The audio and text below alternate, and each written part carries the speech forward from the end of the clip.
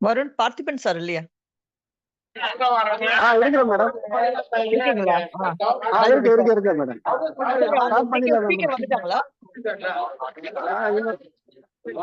Speaker இன்னும் வரல madam. 6:30 ஆயிடுச்சு. கால் பண்ணுறேன்.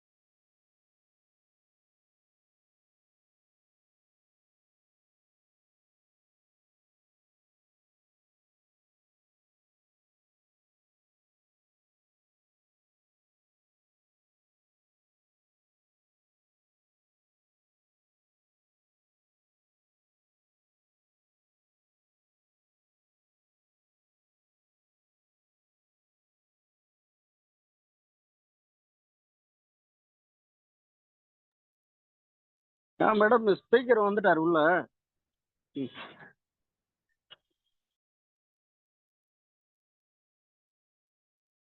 வந்துட்டாங்களா?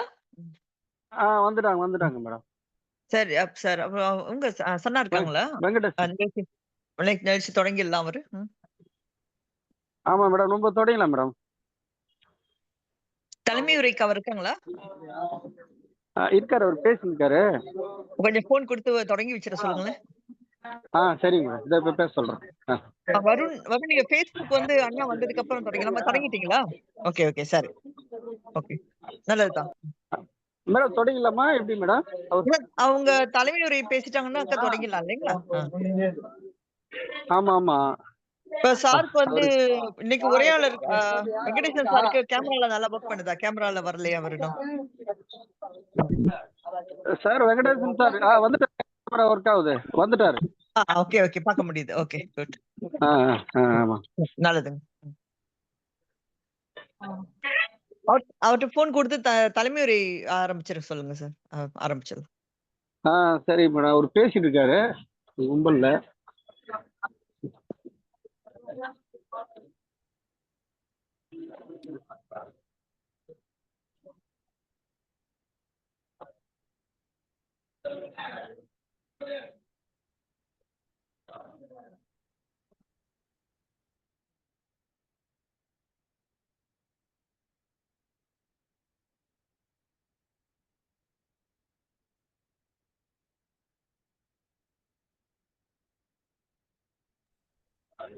மேடம் அவர் பேசிட்டு இருக்காரு.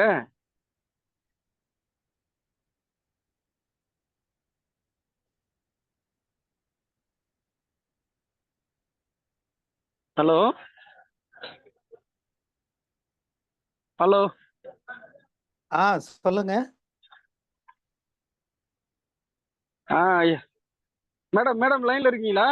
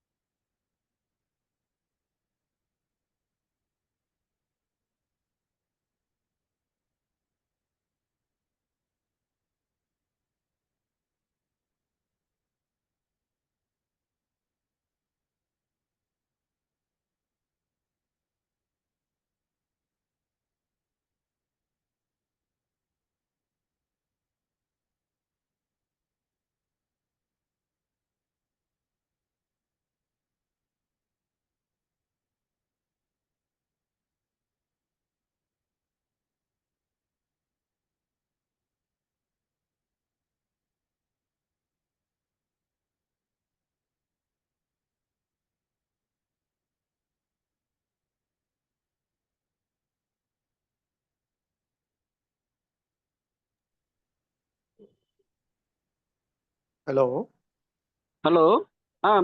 அனைவருக்கும் வணக்கம். தமிழ்நாடு பௌத்தர்கள் சங்க பேரவை மாபெரும் இணைய வழி கருத்தங்க தொடர் தமிழ்நாட்டின் பௌத்தம் என்கின்ற தலைப்பிலே 6வது வாரமாக இந்த கருத்தரங்க தொடர் தொடர்ந்து நடைபெற்றுக் கொண்டிருக்கிறது. தமிழ்நாடு பௌத்தர்கள் சங்க பேரவை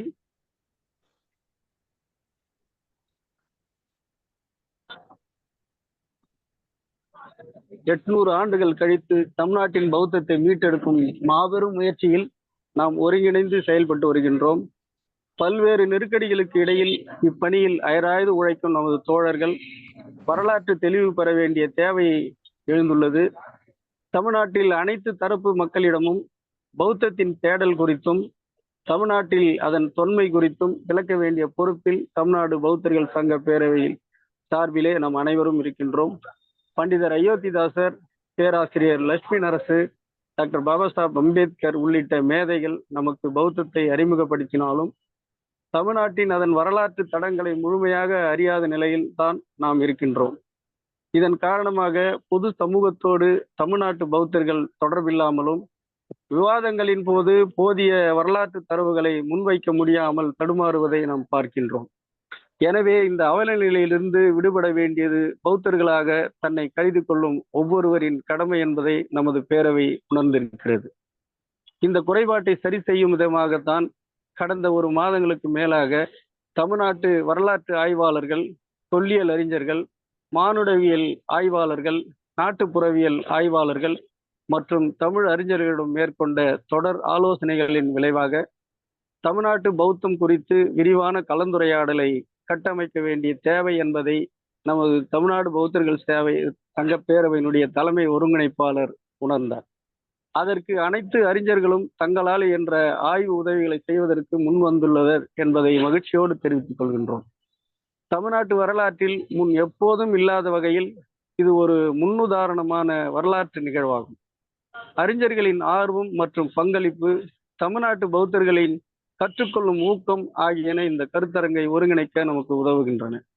எனவே டிசம்பர் 1ஆம் தேதி முதல் 2024 டிசம்பர் 1ஆம் தேதி முதல் ஒவ்வொரு வாரமும் ஞாயிற்றுக்கிழமை சனிக்கிழமை மாலை 6:30 மணியிலிருந்து 9 மணி வரை தமிழ்நாட்டு பௌத்தம் தொடர்பான அனைத்து கோணங்களும் வரலாற்று தரவுகளோடு ஆவணங்களோடும் சான்றுகளோடும் அறிஞர்கள் விளக்க உள்ளனர். இந்த வாய்ப்பை தமிழ்நாட்டு பௌத்தர்கள் மட்டுமின்றி பௌத்தத்தின் மீது ஆர்வம் கொண்டுள்ள அனைவரும் பயன்படுத்திக் கொள்ள வேண்டும் என அன்போடு கேட்டுக்கொள்கின்றோம்.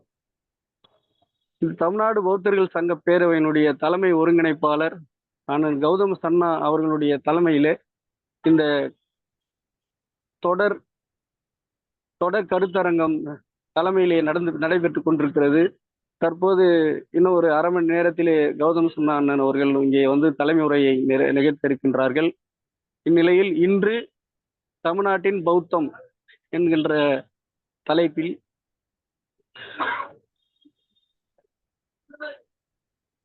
இந்த கருத்தரங்கின் தொடர் இது வந்து 6வது வாரமாக மாபெரும் இணைய கருத்தரங்க தொடர் இன்று துவங்க இருக்கின்றது.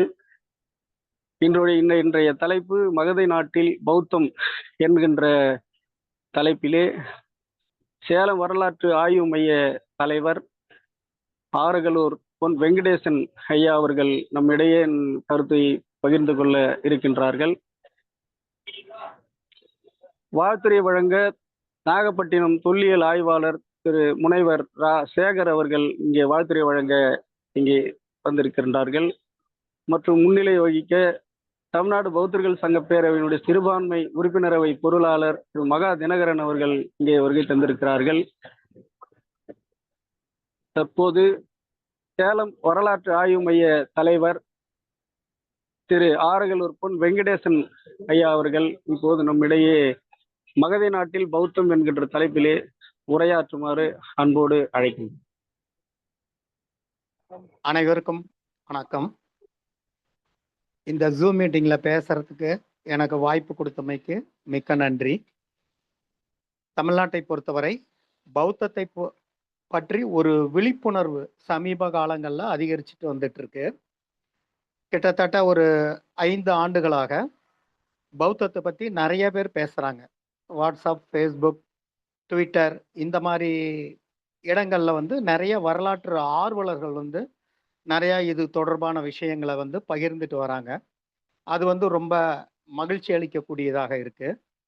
2023ஆம் ஆண்டு எங்கள் ஊரில் தியாகனூரில் அந்த பௌத்த மறுமலர்ச்சி மாநாடு ஒன்று நடத்தப்பட்டது.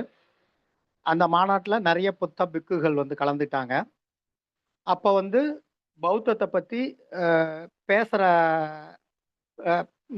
நிறைய பேர் பேசுனாங்க. அந்த டைமில் அது பற்றி நிறைய காணொளிகள் வெளியே வந்துச்சு, நிறைய செய்திகள் வெளியே வந்துச்சு.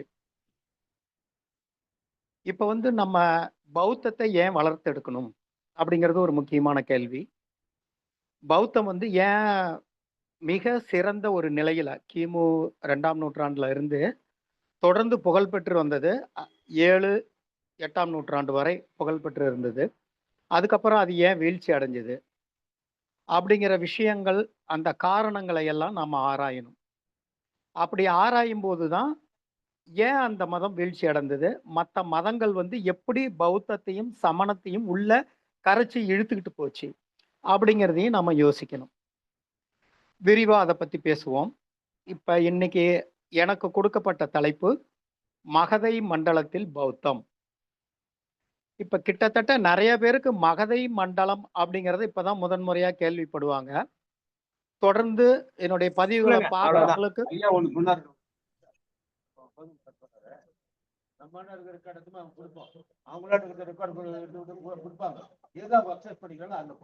அவ்வளவுதான். சூப்பர். இது சொன்னீங்களா? நானே வரவேற்கிறேன். மீட் பண்ணிக்கலாம், உங்களை மீட் பண்ணுங்கண்ணா. ஒரு விரோத மனப்பான்மை நடந்துக்கிறாங்க சார். இல்ல அது யாரும் கேளுங்க.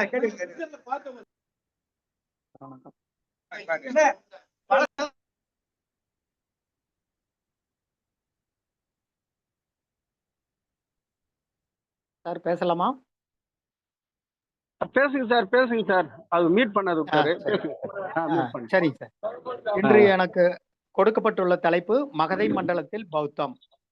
மகதை மண்டலம் என்பது நிறைய பேருக்கு ஒரு தெரியாத விஷயம்.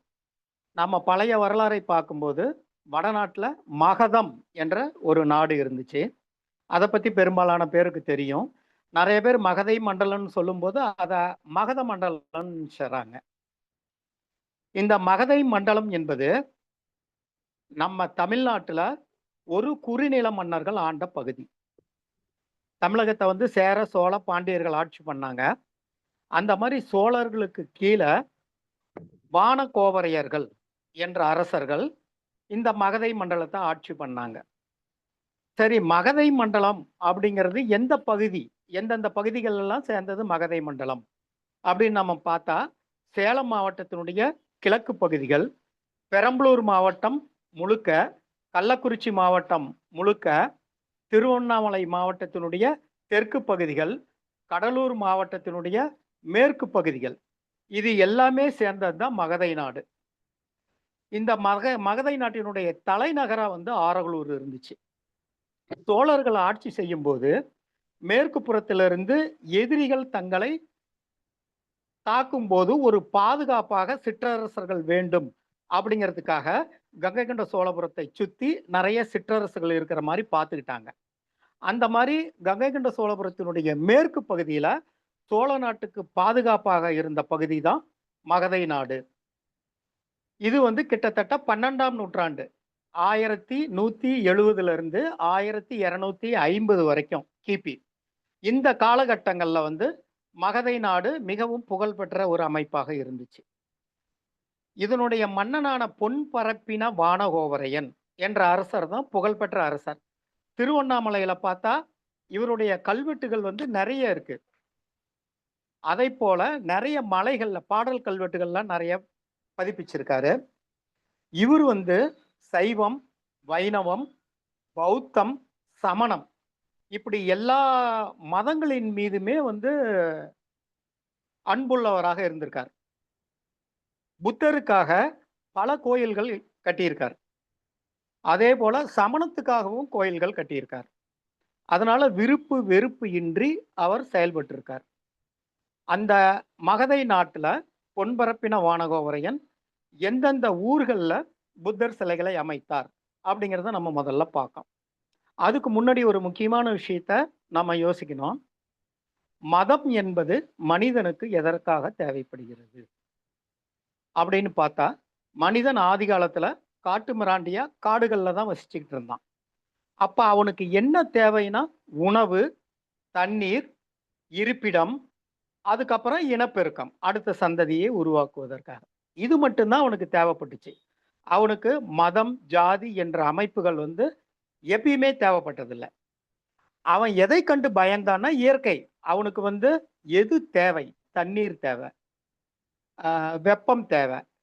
அப்படி அவனுக்கு தேவையான பொருட்கள், அவனை அழிக்கக்கூடிய பொருட்கள், நெருப்பு, இந்த மாதிரியான விஷயங்களை பார்த்து அவன் பயந்தான். அப்படி பயந்துட்டு இதனால் நமக்கு மனித குலத்துக்கு அழிவு ஏற்படுது அப்படின்னு சொல்லிட்டு அந்த இயற்கையை வணங்க ஆரம்பிச்சான். ஆதி மனிதர்கள் மலைகளிலும் காடுகளிலும் வாழும்போது இறந்து போன தன் முன்னோர்களுக்காக கல்திட்டை, கற்குவை, கல்வட்டம், முதுமக்கள் தாலி போன்ற அமைப்புகளெல்லாம் ஏற்படுத்தினாங்க. இதுல வந்து கல்பதுகை, கல்திட்டை, கற்குவை இவற்றை எல்லாமே அவங்க வணங்கிட்டு இருந்தாங்க. ஆதி காலத்துல வந்து இதுதான் வழிபாடு. இதை தவிர இப்ப இருக்கக்கூடிய எந்த மதமும் அப்ப கிடையாது. இப்ப இருக்கக்கூடிய எந்த கடவுளுமே அப்ப கிடையாது. ஆரியர்களுடைய வருகைக்கு பின் தான் அவங்க வந்து இப்ப இந்த பெருந்தெய்வ வழிபாடுன்னு சொல்றாங்க இல்லையா, வேள்வி, அந்த வேள்வியை வளர்த்து அதன் மூலமாக அவங்க கடவுள்களை இங்க முன்னிறுத்தி கொண்டு வராங்க. அப்படி கொண்டு வரும்போது அப்ப வந்து பௌத்தமும் சமணமும் மிகவும் புகழ்பெற்ற நிலையில இருந்தது. கிபி 3ஆம் நூற்றாண்டு 3, 4, 5 இந்த நூற்றாண்டுகள்ல பௌத்தமும் சமணமும் மிகவும் புகழ்பெற்று விளங்கியது. அப்ப மகேந்திரவர்மன் என்ற மன்னர் வந்து என்ன பண்ணாரு, சமணத்தை பின்பற்றி வந்துட்டு இருக்கும்போது அவர் வந்து சமணத்துல இருந்து சைவத்துக்கு மாறுறார். அப்படி மாறும்போது அவர் என்ன பண்றாருன்னா சமணர்களை வந்து அங்கிருந்து துரத்துறார். அதுக்கு முற்பட்ட காலங்கள்ல பௌத்தத்துக்கும் சமணத்துக்குமே நிறைய போராட்டங்கள் நடைபெற்றிருக்கு. இப்போ ஒரு மதம் வந்து செழித்து வாழ வேண்டும் என்றால் அதிகாரத்தில் இருப்பவர்களுடைய ஆசிகள் இருக்க வேண்டும். அப்ப மன்னராக இருக்கக்கூடியவர்கள், அதிகாரத்தில் இருக்கக்கூடியவர்கள் ஒரு மதத்தை ஆதரித்தால் மட்டும்தான் அந்த மதமானது மக்களிடையே செல்வாக்கு பெற்றதாக இருக்கக்கூடும். 7ஆம் நூற்றாண்டுல வந்து பல சமய குறவர்கள் தோன்றி அவங்க என்ன பண்ணாங்கன்னா மன்னருடைய ஆதரவை பெற்றார்கள். அப்படி மன்னருடைய ஆதரவை பெற்ற பின் பௌத்தத்தையும் சமணத்தையும் ஒழிக்கிறதையே தங்களுடைய முழு மூச்சான வேலையாக அவங்க பண்ணிட்டு இருந்தாங்க. ஆனா மகதை மண்டலத்துல இருக்கக்கூடிய பௌத்த சிற்பங்கள் அத்தனையுமே கிபி 12ஆம் நூற்றாண்டை சேர்ந்தவை. அப்ப இப்ப நிறைய வரலாற்று ஆய்வாளர்கள் சொல்லுவாங்க, பௌத்தம் வந்து கிபி 9ஆம் நூற்றாண்டு 8ஆம் நூற்றாண்டுலயே அழிய ஆரம்பிச்சிருச்சு, அதனுடைய செல்வாக்கு குறைய துவங்கி இருக்கு அப்படின்னு சொல்றாங்க. ஆனா 10ஆம் நூற்றாண்டுல குந்தவை ஜினாலயம்னு ஏற்படுத்தியிருக்காங்க. பல இடங்கள்ல பௌத்த விகாரங்கள் ஏற்படுத்தப்பட்டிருக்கு. அதனுடைய புகழ் குறைஞ்சதே தவிர முற்றிலுமாக அது அழிந்து விடவில்லை. அப்ப வந்து இந்த சைவமும் வைணவமும் என்ன பண்ணாங்கன்னா இந்த சமணத்தையும் பௌத்தத்தையும் தனக்குள் உள்வாங்கி கரைத்து கொள்ள துவங்கியது. அதுதான் முக்கியமான பிரச்சனை. ஆசீவகம் அதையுமே தனக்குள் உள்வாங்கி கொண்டுச்சு. இந்த மாதிரி தனித்தனி வழிபாடுகளாக இருந்த, இப்ப கௌமாரம் என்று சொல்லக்கூடிய முருக வழிபாடு, கணபதி வழிபாடு, சக்தி வழிபாடு, இதை எல்லாமே ஏற்கனவே அந்த சைவத்திலையும் வைணவத்திலையும் இருக்கக்கூடிய கடவுள்களுக்கு ஒரு உறவாக கற்பிக்கப்பட்டு, அவங்களோட பையன் சொந்தக்காரங்க அப்படின்ற மாதிரி புராண கதைகள் எல்லாம் எழுதுறாங்க அவங்க. அதை வந்து மக்களிடையேவும் பரப்புறாங்க. அதை படிக்க தெரியாத மக்கள் வந்து உண்மைன்னா இப்ப நம்புறாங்க. இதன் மூலமாக பௌத்தத்தில் இருந்த கூறுகளை நிறைய வைணவம் உள்வாங்குது. அதே போல சைவமும் மற்ற மதங்கள்ல இருக்கக்கூடிய கருத்துக்களை உள்வாங்கி தன்னோடு இணைத்து கொள்ளுது. அப்படி இணைத்து கொள்ளும் போது அந்த பௌத்தத்தையும் சமணத்தையும் பின்பற்றி வந்த மக்கள் அதிகாரத்தில் உள்ள மன்னன் சொல்றான், இந்த மதத்தை பின்பற்றினாதான் நமக்கு நல்லது நடக்கும் அப்படிங்கிறதால அவங்க கொஞ்சம் கொஞ்சமா இந்த சைவத்திலையும் வைணவத்திலையும் கரைஞ்சு போறாங்க. ஆனா அதையும் மீறி நிறைய மக்கள் வந்து விடாப்பிடியாக பௌத்தத்தை பின்பற்றி வந்திருக்காங்க. அதுக்கு வழிபாடும் செஞ்சிட்டு இருக்காங்க. இன்னைக்கு தமிழகம் முழுக்க நம்ம பார்த்தா பௌத்தர் சிலைகள் அங்கங்க வீதிகளிலும் காடுகளிலும் வயல்வெளிகளிலும் மூக்கு உடைந்து போயும் தலை இல்லாமலும் கை கால் உடைந்து போன நிலையிலையும் தான் அங்கங்க நமக்கு காட்சி அளிக்குது. அதுக்குன்னு ஒரு கோயில் இருக்கா, ஒரு கட்டட அமைப்பு இருக்கான்னு கேட்டா எங்கேயுமே இல்லை. இப்ப எங்க ஊர்ல அந்த பெரிய புத்தர் ஒன்று இருக்கு. கிட்டத்தட்ட ஒரு 100 ஆண்டுகளுக்கு முன்பு எங்க தியாகனூர் மக்கள், ஆரகலூர் மக்கள்லாம் சேர்ந்து அதுக்கு ஒரு சின்ன கட்டடம் மாதிரி கட்டியிருக்காங்க. தமிழகத்திலே மிகப்பெரிய புத்தர் அதுதான், 6 அடி உயரத்துல இருக்கு. ஆனா அதுல என்ன ஒரு பிரச்சனைனா, அவங்க பௌத்த முறைப்படி அதை வழிபடுவதில்லை, இந்து முறைப்படி தான் வழிபடுறாங்க. இன்னொரு புத்தர் அதுக்கு பக்கத்திலேயே இருந்துச்சு. அது வந்து ஒரு வயல்வெளியில வேப்ப மரத்தடியில இருந்துச்சு. ஒரு 10 ஆண்டுகளுக்கு முன்பு அப்ப மாவட்ட ஆட்சியராக இருந்த திரு மகரபூஷணம் அவர்கள் கொடையாளர்களை பிடிச்சு அதுக்கு ஒரு தியான மண்டபம் கட்டியிருக்காங்க. அப்படி பார்க்கும்போது தமிழகத்துல வந்து முக்கியமான 2 புத்தர்கள் தியாகனூர் ஆரகலூர்ல இருக்கு. அதுக்கு வந்து ஒரு கட்டிட அமைப்போட இருக்கு. அந்த தியான மண்டபத்தில் இருக்கின்ற புத்தர் வந்து தியானம் மட்டும்தான் அங்க பண்ணணும் அப்படின்ட்டு கலெக்டர் உத்தரவு போட்டிருக்காரு. அதனால அங்க வந்து இந்து முறைப்படியான வழிபாடுகள் நடைபெறதில்லை. அங்க வந்து தியானம் மட்டும்தான் நடைபெறுது. இந்த சாலையோரமா இருக்கக்கூடிய பெரிய புத்தர் அங்க வந்து இந்து முறைப்படி கற்பூரம் காட்டுறாங்க, திருநீறு கொடுக்குறாங்க, அந்த மாதிரி பண்ணிட்டு இருக்காங்க. அவங்க வெளிநாடுகள்ல இருந்து நிறைய பௌத்த பிக்குகள் அங்க வராங்க இந்த கோயிலுக்கு. வரும்போது அவங்க அங்க பரம்பரையா படைச்சுக்கிட்டு இருக்கிற கோவிந்தராஜ் அப்படிங்கிறவர்கிட்ட வந்து, நீங்க வந்து யாராவது ஒரு 2 பேர் 3 பேர் வாங்க, பௌத்த முறைப்படி எப்படி வழிபாடு நடத்தணும்னு நாங்க சொல்லி கொடுக்குறோம், அதை நீங்க ஃபாலோ பண்ணுங்க அப்படின்னு சொல்லும்போது அவங்க வந்து அங்க அங்க அதை போய் கத்துக்கிட்டு வர்றதுக்கு அவங்களுக்கு விருப்பம் இல்லை. அவங்க வந்து நாங்க இந்த முறைப்படியே பண்ணிடுறோங்க அப்படின்னு சொல்லிட்டு இதே மாதிரி தான் அவங்க பண்ணிட்டு இருக்காங்க. ஆனா நம்ம ஒரு 4 பேர் சேர்ந்து அவங்களுக்கு பேசி இளைய தலைமுறையில் இருக்கக்கூடிய மாணவர்களுக்கோ இல்லை மற்றவங்களுக்கோ நம்ம பயிற்சி கொடுத்தா அந்த கோயிலில் வந்து நம்ம புத்த முறைப்படி வழிபாடு செய்யறதுக்கு நம்மளால ஏற்பாடு பண்ண முடியும். இப்போ இந்த ஜூம் மீட்டிங்கில் வந்து நிறைய படங்கள் காமிக்கலாம் அப்படின்னு சொல்லிட்டு பிபிடி ரெடி பண்ணுங்கன்ட்டு ஐயாட்ட கேட்டிருந்தேன். அவர் வந்து பிபிடி என்னால் ரெடி பண்ண முடியாது, எனக்கு தெரியாது அப்படின்ட்டாரு. இருந்தாலும் நான் ஒரு சில படங்களை வந்து பகிர முயற்சி பண்ணுறேன்.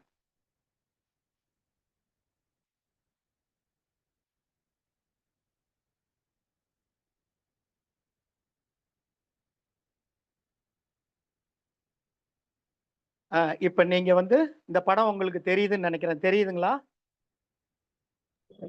தெரியுதுங்க ஐயா.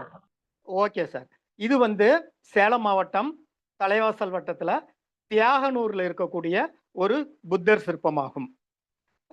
தமிழ்நாட்டிலே மிக பெரிய உயரமான புத்தர் இதுதான். 6 அடி உயரம் இருக்கு. இந்த புத்தர்கள் இருக்கக்கூடிய மிக சிறப்பு என்னன்னா அவருடைய புன்னகை, அந்த சிரிச்ச அந்த இதழ் குவித்து அந்த சிரிக்கிற அழகை பாருங்க. நான் தமிழ்நாடு பூரா நிறைய புத்தர் பார்த்துருக்கேன். ஆனா இந்த புத்தர்கிட்ட இருக்கக்கூடிய இந்த அழகான புன்னகை வேற எங்கேயுமே நீங்க பார்க்க முடியாது. அவ்வளவு அழகான புன்னகை இது. இதுக்கு வந்து பீடம் இல்ல. ஏற்கனவே அது கோயில்ல பீடத்துல உயரத்துல தான் இருந்திருக்கும். ஆனா அந்த மண் மேடு ஏற ஏற இந்த புத்தர் சிற்பம் வயல்வெளியில தான் இருந்துச்சு 100 ஆண்டுகளுக்கு முன்பு. அப்ப ஊர் மக்கள்லாம் சேர்ந்து என்ன பண்ணாங்கன்னா, ஆளுக்கு கொஞ்சம் பணத்த போட்டு, இதுக்கு ஒரு சின்னதா கோயில் கட்டலாம் அப்படின்னு சொல்லிட்டு 100 ஆண்டுகளுக்கு முன்பு ஒரு கோயில கட்டுனாங்க. இன்னைய வரைக்கும் அந்த கோயில்ன்ற அமைப்பு அதே போல தான் இருக்கு. இப்ப தியான மண்டபத்துக்கு எப்படி ஒரு பெரிய கட்டடம் இருக்கோ, அதுபோல இந்த புத்தருக்கும் ஒரு கட்டட அமைப்பு இருந்தால் ரொம்ப நல்லா இருக்கும். இந்த புத்தருக்கு வந்து நிலங்கள் கூட இருக்கு. அறநிலைத்துறை கண்ட்ரோல்ல இருக்கு. அது எத்தனை ஏக்கர் இருக்கு என்னன்னு டீட்டெயில் தெரியல. அப்படி அந்த பக்கத்திலேயே நிலங்கள் இருக்கும்போது, நம்மை போன்ற கொடையாளர்கள் முயற்சி பண்ணா, இந்த புத்தருக்கு ஒரு அருமையான தியான மண்டபம், இன்னொரு தியான மண்டபம் அந்த இடத்துட்ட நாம கட்ட முடியும்.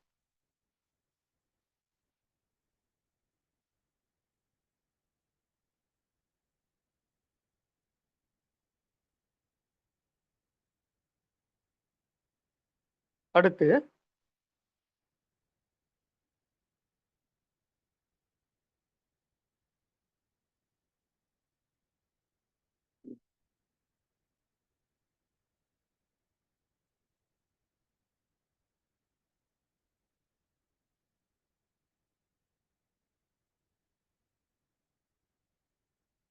அடுத்து இந்த தியான மண்டபங்கிறது இந்த பெரிய புத்தர் இருக்கக்கூடிய இடத்துல இருந்து ஒரு 100 மீட்டர் தொலைவுக்குள்ளேயே வந்து தியான மண்டப புத்தர் இருக்கு. அந்த புத்தர் வந்து ஏற்கனவே வந்து வயல்வெளியில தான் இருந்துச்சு. ஒரு வேப்ப மரத்து அடியில வயல்வெளியில அந்த புத்தர் இருந்துச்சு. நான் சின்ன வயசுல இருக்கும்போது கிட்டத்தட்ட ஒரு 50 ஆண்டுகளுக்கு முன்பு நாங்கெல்லாம் அந்த புத்தரை பார்க்க போவோம். போய் பார்த்துட்டு அந்த இடத்துலலாம் நாங்க விளையாண்டுகிட்டு இருக்கோம். அது வந்து ஒரு நெல் வயலா இருந்துச்சு. அந்த இடத்துக்கிட்ட வந்து ஒரு வேப்ப மரம் இருந்துச்சு. அந்த வேப்ப மரத்தினுடைய அடியில அந்த தியான மண்டப புத்தர் இருந்துச்சு.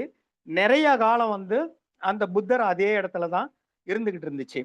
அப்ப வந்து அங்க ஒரு தியான மண்டபம் கட்டணும் அப்படிங்கிறதுக்காக நிறைய பேர் முயற்சி பண்ணாங்க. ஆனா போதுமான நிதி உதவி கிடைக்காத காரணத்தால அத அவங்களால செய்ய முடியல. அதுக்கப்புறமா சேலம் மாவட்டத்துக்கு திரு அ கலெக்டர் மகரபூஷணம் என்பவர் வந்து மாவட்ட ஆட்சித்தலைவரா வந்தாரு. அவர் வந்தப்ப ராம்கோ சிமெண்ட் இன்னும் சில நிறுவனங்கள் அவங்கள்ட்ட பேசி அவர்கள் உதவியோடு அந்த தியான மண்டபம் அமைக்கப்பட்டது. அவர் இருக்கிற வரைக்கும் அது நல்லா சீரும் சிறப்பமா இருந்துச்சு. அதுல வந்து ஒரு பூங்கா அமைக்கலாம் அப்படிங்கிற எண்ணத்தோட திட்டம்லாம் போட்டாங்க. ஆனா அந்த பூங்கா அமைக்க முடியல. அதுக்குள்ள அவர் மாறுதலாகி போனதால அந்த பணியானது அத்தோட நின்னு போச்சு. அதுக்கு அப்புறமா இப்ப மறுபடியும் நிறைய ஸ்பான்சர் நாங்க கேட்டுக்கிட்டு இருக்கோம். இந்த பூங்கா அமைப்பதற்காக நீங்க உதவி ஏதாவது பண்ணுங்க அப்படிங்கிற வகையில நாங்க கேட்டுக்கிட்டு இருக்கோம். அதுக்கான முயற்சிகள் நடந்துகிட்டு இருக்கு. சேலம் மாவட்டத்தை பொறுத்த வரைக்கும் 12ஆம் நூற்றாண்டைச் சேர்ந்த பௌத்த சிற்பங்கள் மொத்தம் 4 சிற்பங்கள் இருக்கு. அதுல 2 சிற்பங்கள் தியாகனூர்ல இருக்கு. போட்டோ எடுக்க முடியலையே, என்னாச்சு?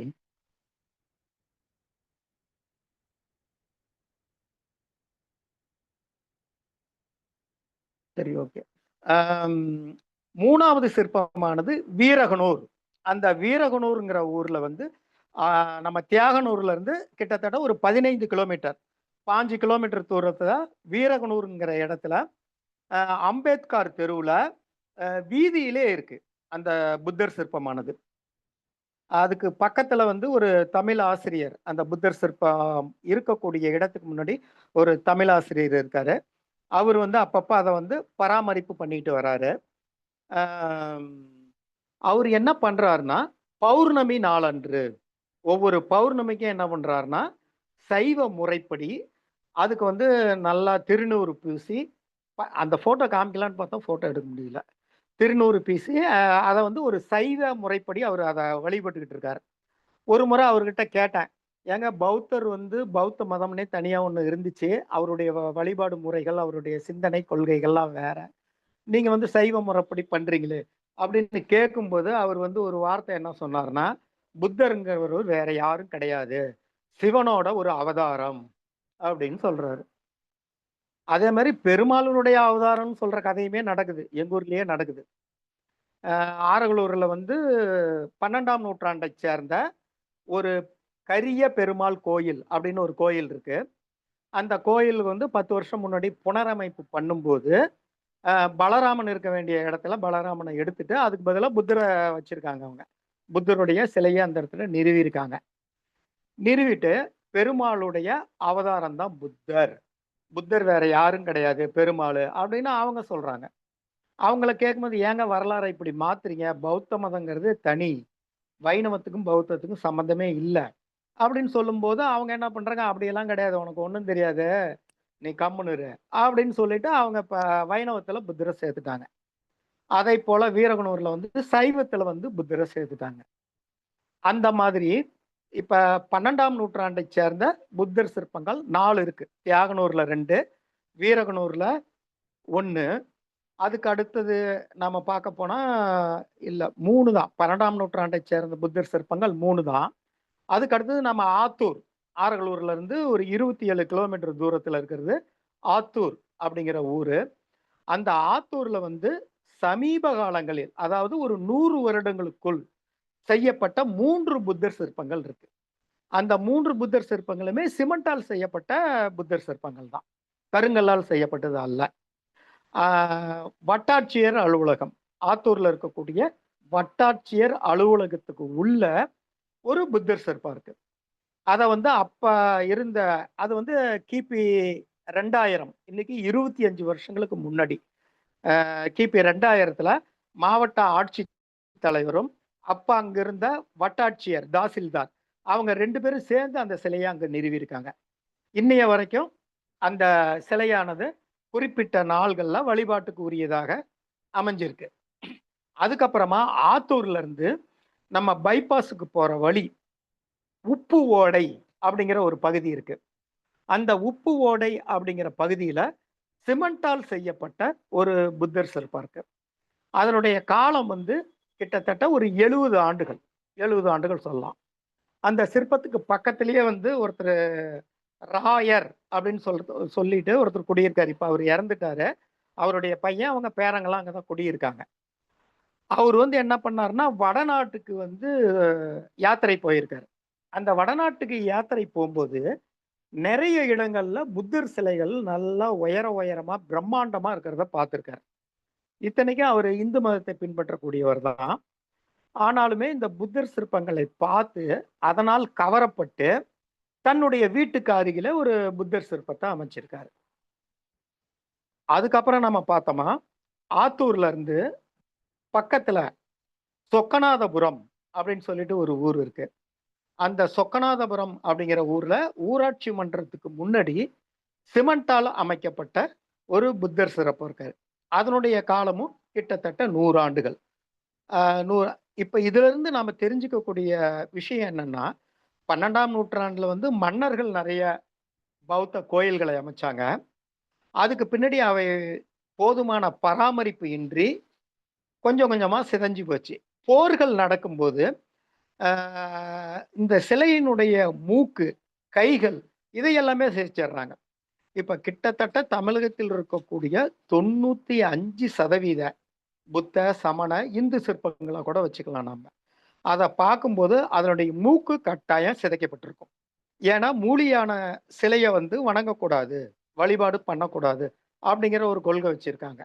அந்த அடிப்படையில மூக்கை உடைச்சிட்டா அந்த சாமியை கும்பிட மாட்டாங்க, அதை பின்னமாக்கணும் அப்படிங்கிற எண்ணத்துல சமய பூசல்கள் ஏற்பட்ட காலங்கள்லையும் போர் ஏற்பட்ட காலங்கள்லையும் இந்த மாதிரி அவங்க வந்து சிலையை வந்து சேதப்படுத்துறாங்க.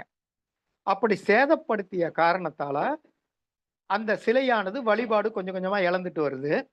அப்ப வந்து நிறைய இப்ப எப்படி இந்து மத கோயில்களுக்கு நிறைய நிலதானங்கள் கொடுத்துருக்காங்களோ அந்த மாதிரி பௌத்த கோயில்களுக்குமே நிறைய நிலதானங்கள் கொடுத்துருக்காங்க. அதை வந்து குத்தகைக்கு ஒருத்தர் விடுறாங்க.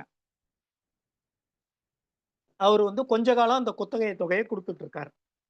2 தலைமுறை, 3 தலைமுறை, 4 தலைமுறை முடியும் போது அவங்க வந்து மழை பெய்யல, வறுமையா இருக்கு, இந்த கோயில் பூஜைக்கு வந்து எங்களால எதுவுமே பண்ண முடியல அப்படின்னு கொஞ்சம் கொஞ்சமா அவங்க பங்களிப்பை குறைச்சி குறைச்சி கொண்டு வந்து கடைசியா அந்த நிலத்தையே வந்து அவங்க பேர்ல பட்டா போட்டுக்கிறாங்க. கடைசி என்ன பண்ணுது, அந்த கோயிலை பராமரிக்க முடியாத காரணத்தினால அந்த கோயில்கள் வந்து பாழடைஞ்சு போயிடுது.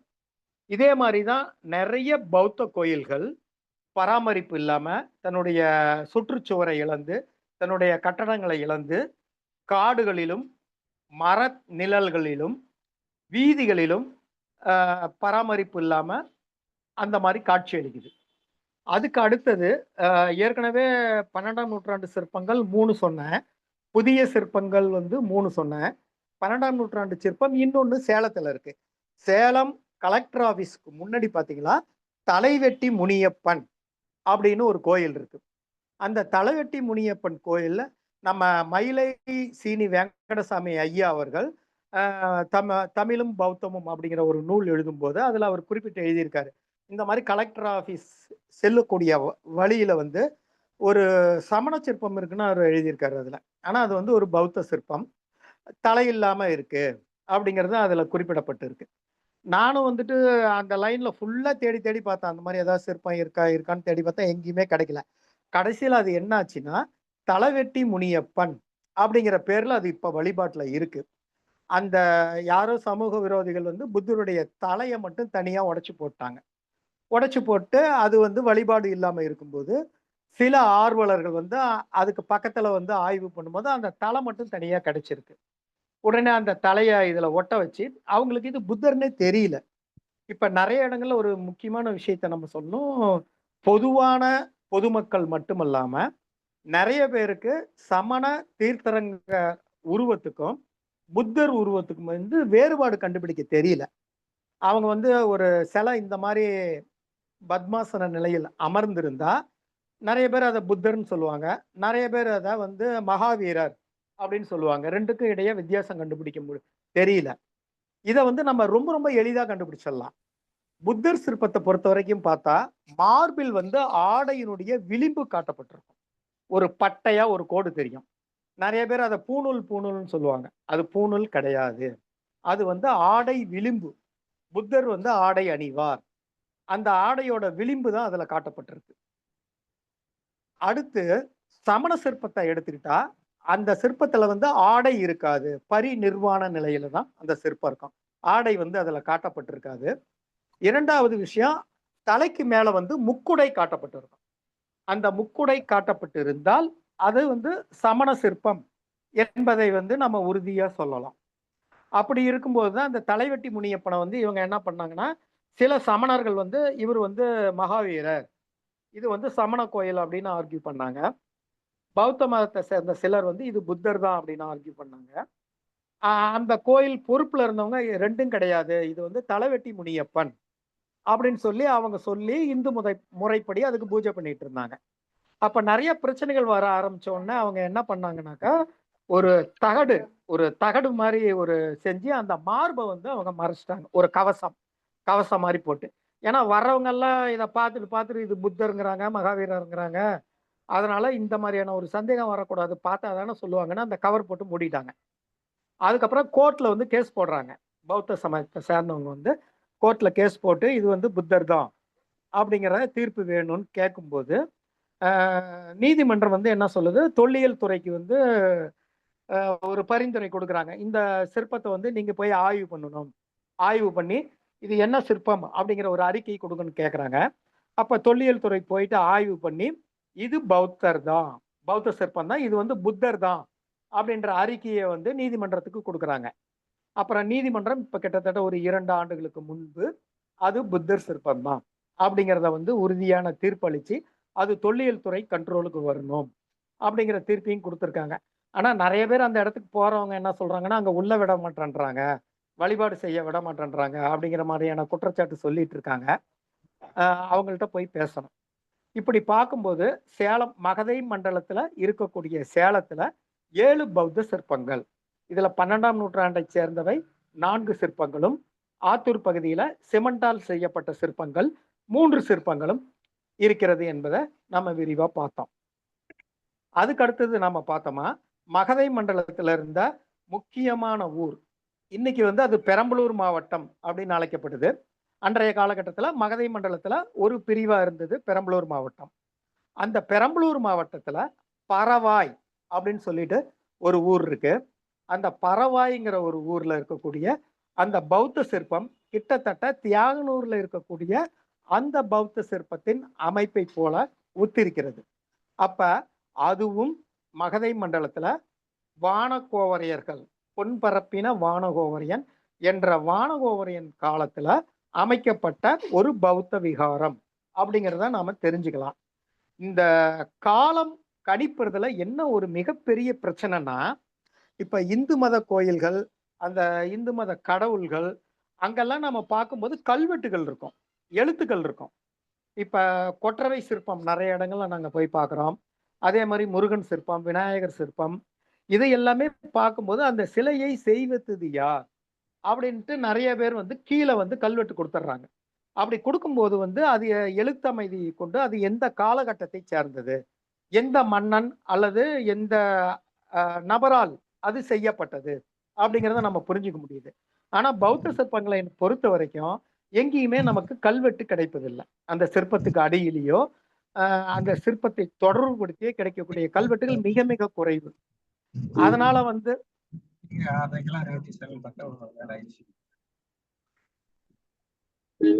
ஹலோ ஹலோ பேசலாமா சார்? ஹலோ பேசலாமா? பேசுங்க. பௌத்த கோயில்கள்ல வந்து நமக்கு கல்வெட்டுகள் கிடைக்காத காரணத்தால அதனுடைய காலத்தை நம்மால சரியாக கணிக்க முடியறது இல்ல. இப்ப தியாகனூர்ல இருக்கக்கூடிய அந்த புத்தர் கூட அந்த தியான மண்டபத்துல இருக்கிற புத்தர் அங்க வைக்கப்பட்டிருக்கிற கல்வெட்டை நாம போய் பார்க்கும்போது ஒரு தவறான தகவல் தான் அவங்க பதிவு பண்ணியிருக்காங்க. புலவர் குழந்தை என்பவர் சொன்னதின் அடிப்படையில 5ஆம் நூற்றாண்டை சேர்ந்த சிற்பம் அப்படின்னு அவர் தகவல் சொன்னதை வச்சு அந்த கல்வெட்டுல 5ஆம் நூற்றாண்டை சேர்ந்தது அப்படின்னு சொல்லியிருக்காங்க. ஆனால் 5ஆம் நூற்றாண்டு இருப்பதற்கு வாய்ப்பே கிடையாது. ஏன்னா 12ஆம் நூற்றாண்டுல தான் இங்க மகதை நாடுன்னு ஒரு நாடே புதுசா உருவாகுது. அதுக்கு முன்னாடி இந்த ஊருக்கு எந்த வரலாறும் இல்லை, கல்வெட்டும் இல்லை, கோயில்களுமே இல்லை. அந்த தியான மண்டபத்துக்கு பக்கத்திலேயே ஒரு பெருமாள் கோயில் இருக்கு. அதுவும் வானகோவரையினால் கட்டப்பட்டது. கிபி 12ஆம் நூற்றாண்டை சேர்ந்தது. அந்த கோயில்ல இருந்து 6 கல்வெட்டுகளை நானும் வீரராகவன் ஐயாவும் படி எடுத்திருக்கோம். அந்த கல்வெட்டுகள்ல வானகோவரையினுடைய கல்வெட்டு 3 கல்வெட்டுகள் இருக்கு. அதுல அதை வைத்து பார்க்கும்போது இது 12ஆம் நூற்றாண்டை சேர்ந்தது என்ற முடிவுக்கு நம்மளால வர முடியுது. அதே போல பரவாய்ங்கிற ஊர்ல இருக்கக்கூடிய அந்த பௌத்த சிற்பமுமே 12ஆம் நூற்றாண்டை சேர்ந்ததாகத்தான் இருக்கக்கூடும். ஏன்னா நம்ம கெஸ் தான் பண்ண முடியும், கல்வெட்டு இருந்தா உறுதியா நம்ம சொல்லலாம். அதுவுமே என்னன்னா அந்த ஊர்ல ஒரு முக்கியமான இடத்துல ஒரு வீதியில அந்த பரவாய்ங்கிற ஊர்ல அந்த பௌத்த சிற்பம் இருக்கு.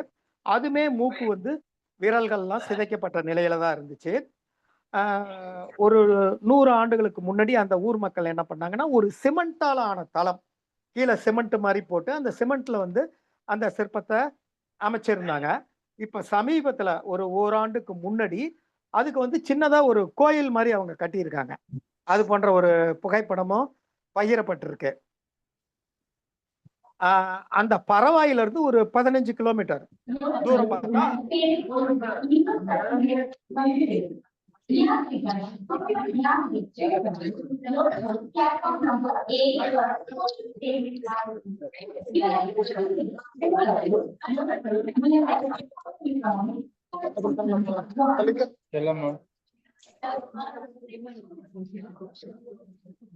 ஹலோ ப்ளீஸ் ரயில்வே ஸ்டேஷன்ல நிக்கிறவங்க மியூட்ல போடுங்க.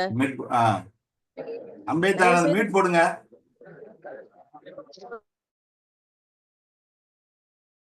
எல்லாத்தையுமே மியூட் பண்ணிட்டு அதுக்கப்புறம் அவரு மட்டும் ரிலீஸ் பண்ணி விடுங்க. ஆல் மியூட் பண்ணுங்க.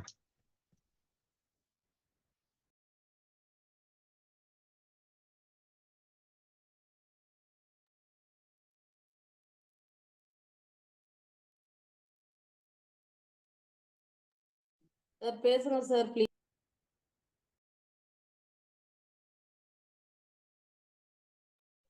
சார் வெங்கடேசன் சார் அட்மிட் பண்ணிக்க சார்.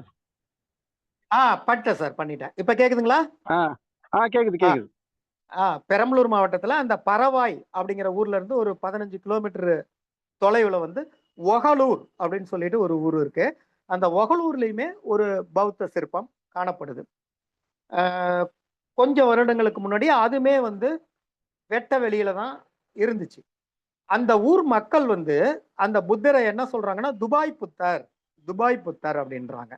ஏன் துபாய் புத்தர்னு அதை சொல்றாங்க அப்படின்னு சொல்லி கேட்கும்போது, அந்த ஊர்ல இருந்து ஒருத்தர் வந்து துபாய் போகணும் அப்படின்னு சொல்லி விருப்பப்பட்டிருக்காரு. வேலைக்காக அங்க போய் சம்பாதிக்கணும் அப்படிங்கும் போது அந்த புத்தர்கிட்ட அவர் போய் வேண்டியிருக்கார். வேண்டிட்டு நான் துபாய் போகணும், எனக்கு உதவி பண்ணுங்க, அருள் செய்யுங்க அப்படிங்கும்போது கொஞ்ச நாட்கள்ல அவருக்கு துபாய் போறதுக்கான வாய்ப்பு கிடைச்சிருக்கு.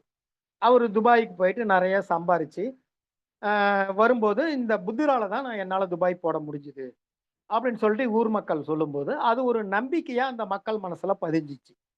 அதுக்கப்புறம் இந்த மாதிரி வெளிநாடு அப்ப கிட்டத்தட்ட 25 வருஷங்களுக்கு முன்னாடி எல்லாம் பாத்தீங்கன்னா நிறைய சவுதி இந்த மாதிரி வளைகுடா நாடுகளுக்கு தான் நிறைய வேலைக்கு போவாங்க. அதனால வேலை வாய்ப்பு இல்லாத மக்கள் வந்து என்ன பண்றாங்கன்னா அந்த ஊரை சேர்ந்தவங்க நிறைய துபாய் போகணும், சவுதி போகணும் அப்படிங்கிறதுக்காக அந்த புத்தர்கிட்ட நிறைய வேண்டுதல் வைக்கிறாங்க. அப்படி வேண்டுதல் வச்சு அது பாதி பேருக்கு நிறைவேறி இருக்கும், பாதி பேருக்கு நிறைவேறாம போயிருக்கும். அதுதான் நிகழ்தகவு. ஆனா அந்த நிறைவேறியவர்கள் என்ன பண்ணாங்க, புத்தரால தான் நான் போனேன் அப்படின்னு சொல்லிட்டு அந்த புத்தருக்கு துபாய் புத்தர் அப்படின்னு பேர் வச்சுட்டாங்க. அதுக்கப்புறம் அந்த வெளிநாடுகள்ல போய் சம்பாரிச்சுட்டு வந்த அந்த ஊர் மக்கள், அந்த ஊர் இளைஞர்கள் என்ன பண்ணாங்கன்னா அவங்களுக்கு உள்ளேயே கொஞ்சம் கொஞ்சமான பணத்தை போட்டு அந்த புத்தருக்கு ஒரு உயரமான மேடை அமைச்சாங்க. ஒரு உயரமான மேடை அமைச்சு ஒரு ஏணியும் அமைச்சு, அது என்னன்னா வைணவ வழிபாடு இருக்கு. நான் கிட்டத்தட்ட ஒரு 5 வருடங்களுக்கு முன்னாடி போய் அந்த புத்தரை பார்த்தேன். நான் பார்க்கும்போது அந்த புத்தருக்கு நாமம்லாம் போட்டிருந்தாங்க. பெருமாளுடைய அவதாரம், இவர் வைணவ பெருமாளுடைய அவதாரமா வந்திருக்காரு அப்படின்னு சொல்லிட்டு அவரை வைணவ கடவுளா அங்க மாத்தி வச்சிருக்காங்க.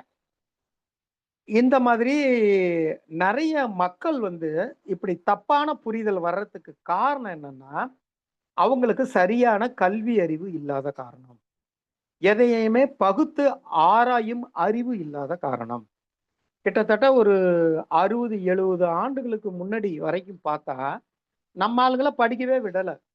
நீங்க வந்து படிக்க கூடாது அப்படிங்கிற மாதிரி அவங்கள வந்து இன்னைக்கு கூட பாருங்க, குல தொழிலை செய்யக்கூடிய விஸ்வகர்மாவுக்கு மட்டும் லோன் தருவோம், அந்த மனு தர்மம் இன்னைய வரைக்குமே வந்துட்டு இருக்கு. அன்னைக்கு வந்து என்ன பண்ணாங்க, அவங்க குலத்தொழில தான் செய்யணும், படிக்கக்கூடாது அப்படிங்கிற ஒரு கண்டிஷன் இருந்ததால நிறைய மக்கள் வந்து விவசாயம், கூலி தொழிலாளர்கள் இந்த மாதிரி இருக்கும்போது அவர்களுக்கு படிப்பறிவு இல்லை. அதனால அவங்களால யோசிக்க முடியாம யார் என்ன சொன்னாலும் அதை அப்படியே நம்புறாங்க. புராணங்கள்ல சொல்லப்படுகின்ற அந்த கதைகள் எல்லாமே ஒரு சராசரி மனிதன் நம்பக்கூடிய வகையில இருக்கா? அது வந்து உண்மைன்னு நம்மளால நம்ப முடியுதா? இல்ல. அத்தனையும் கற்பனையான கட்டுக்கதைகள். அதை வந்து நிறைய மக்கள் இன்னைய வரைக்குமே நம்புறாங்க. நம்பிட்டு அந்த வழிபாடுகள் எல்லாம் செய்யறாங்க. எதையும் ஏன், எதற்கு, எப்படி அப்படின்னு கேள்வி கேட்டால் மட்டும்தான் மக்களிடையே வந்து ஒரு விழிப்புணர்வு வரும். அந்த விழிப்புணர்வை நம்மை போன்றவர்கள் தான் ஏற்படுத்தணும். இப்ப பெரம்பலூர் மாவட்டத்துல எனக்கு தெரிஞ்சு 2 புத்தர்கள். ஒண்ணு வந்து பரவாய்ங்கிற கிராமம், இன்னொன்னு ஒகலூர்ங்கிற கிராமம். சேலம் மாவட்டத்துல 7. அதுக்கடுத்து மகதை மண்டலத்துல இருந்த ஒரு முக்கியமான ஊர் வந்து கல்லைக்குறிச்சி. கல்வெட்டுகள் வந்து கல்லைக்குறிச்சின்னு தான் அந்த ஊரை குறிப்பிடுது. எங்க ஊர்ல இருந்து கிட்டத்தட்ட ஒரு 20 கிலோமீட்டர் தான் அந்த ஊரு. கள்ளக்குறிச்சியை பொறுத்த வரைக்கும் நாம பார்த்தா அங்க எனக்கு தெரிஞ்சு 2 பௌத்த சிற்பங்கள் இருக்கு. அதுல முக்கியமானது என்னன்னா உலகிய நல்லூர் அப்படிங்கிற ஊரு, சின்ன சேலம் அதுக்கு பக்கத்துல ஒரு 7-8 கிலோமீட்டர் தூரத்துல அந்த உலகிய நல்லூர் அப்படிங்கிற ஒரு ஊர் இருக்கு. கல்வெட்டுகள் வந்து அந்த ஊரை உலகில் வலிய நல்லூர் அப்படின்னு சொல்லிட்டு குறிப்பிடுது. அந்த ஊர்ல வந்து சைவத்தை சார்ந்த 12ஆம் நூற்றாண்டை சார்ந்த ஒரு சிவன் கோயில் இருக்கு. அந்த சிவன் கோயில்ல 14 கல்வெட்டுகளை வந்து நானும் வீரராகவன் ஐயாவும் தான் படியெடுத்தோம். படியெடுத்து அதை ஆவணத்துல பதிவு பண்ணியிருக்கோம். பத்திரிகை செய்தியும் அப்ப கொடுத்தோம். அந்த சிவன் கோயிலுக்கு பின்னாடி பார்த்தீங்கன்னா, ஒரு பெருமாள் கோயில் இருக்கு. அந்த பெருமாள் கோயில் உள்ள எந்த சிற்பங்களுமே கிடையாது. அது வந்து இடிஞ்சு போயி ரொம்ப பாழடைஞ்ச ஒரு நிலையில இருக்கு. அந்த கோயிலுக்கு பக்கத்திலேயே ஒரு விளை நிலம் இருக்கு. அந்த விளை நிலத்துல ஒரு பௌத்த சிற்பம் இருக்கு. கிட்டத்தட்ட ஒரு 7 ஆண்டுகளுக்கு முன்பு நாங்க ஆய்வுக்காக அந்த பகுதிக்கு போனோம். போயிட்டு அந்த புத்தர் சிலைய தேடுன்னு தேடுறோம், கண்டுபிடிக்க முடியல. அப்புறம் ஊர்க்காரங்கள விசாரிக்கும்போது, அந்த பெருமாள் கோயிலுக்கு பக்கத்துல வயல்ல இருக்கு பாருங்க, அப்படின்னு சொல்லி பார்த்தா, சுத்தி நெல் வயல்.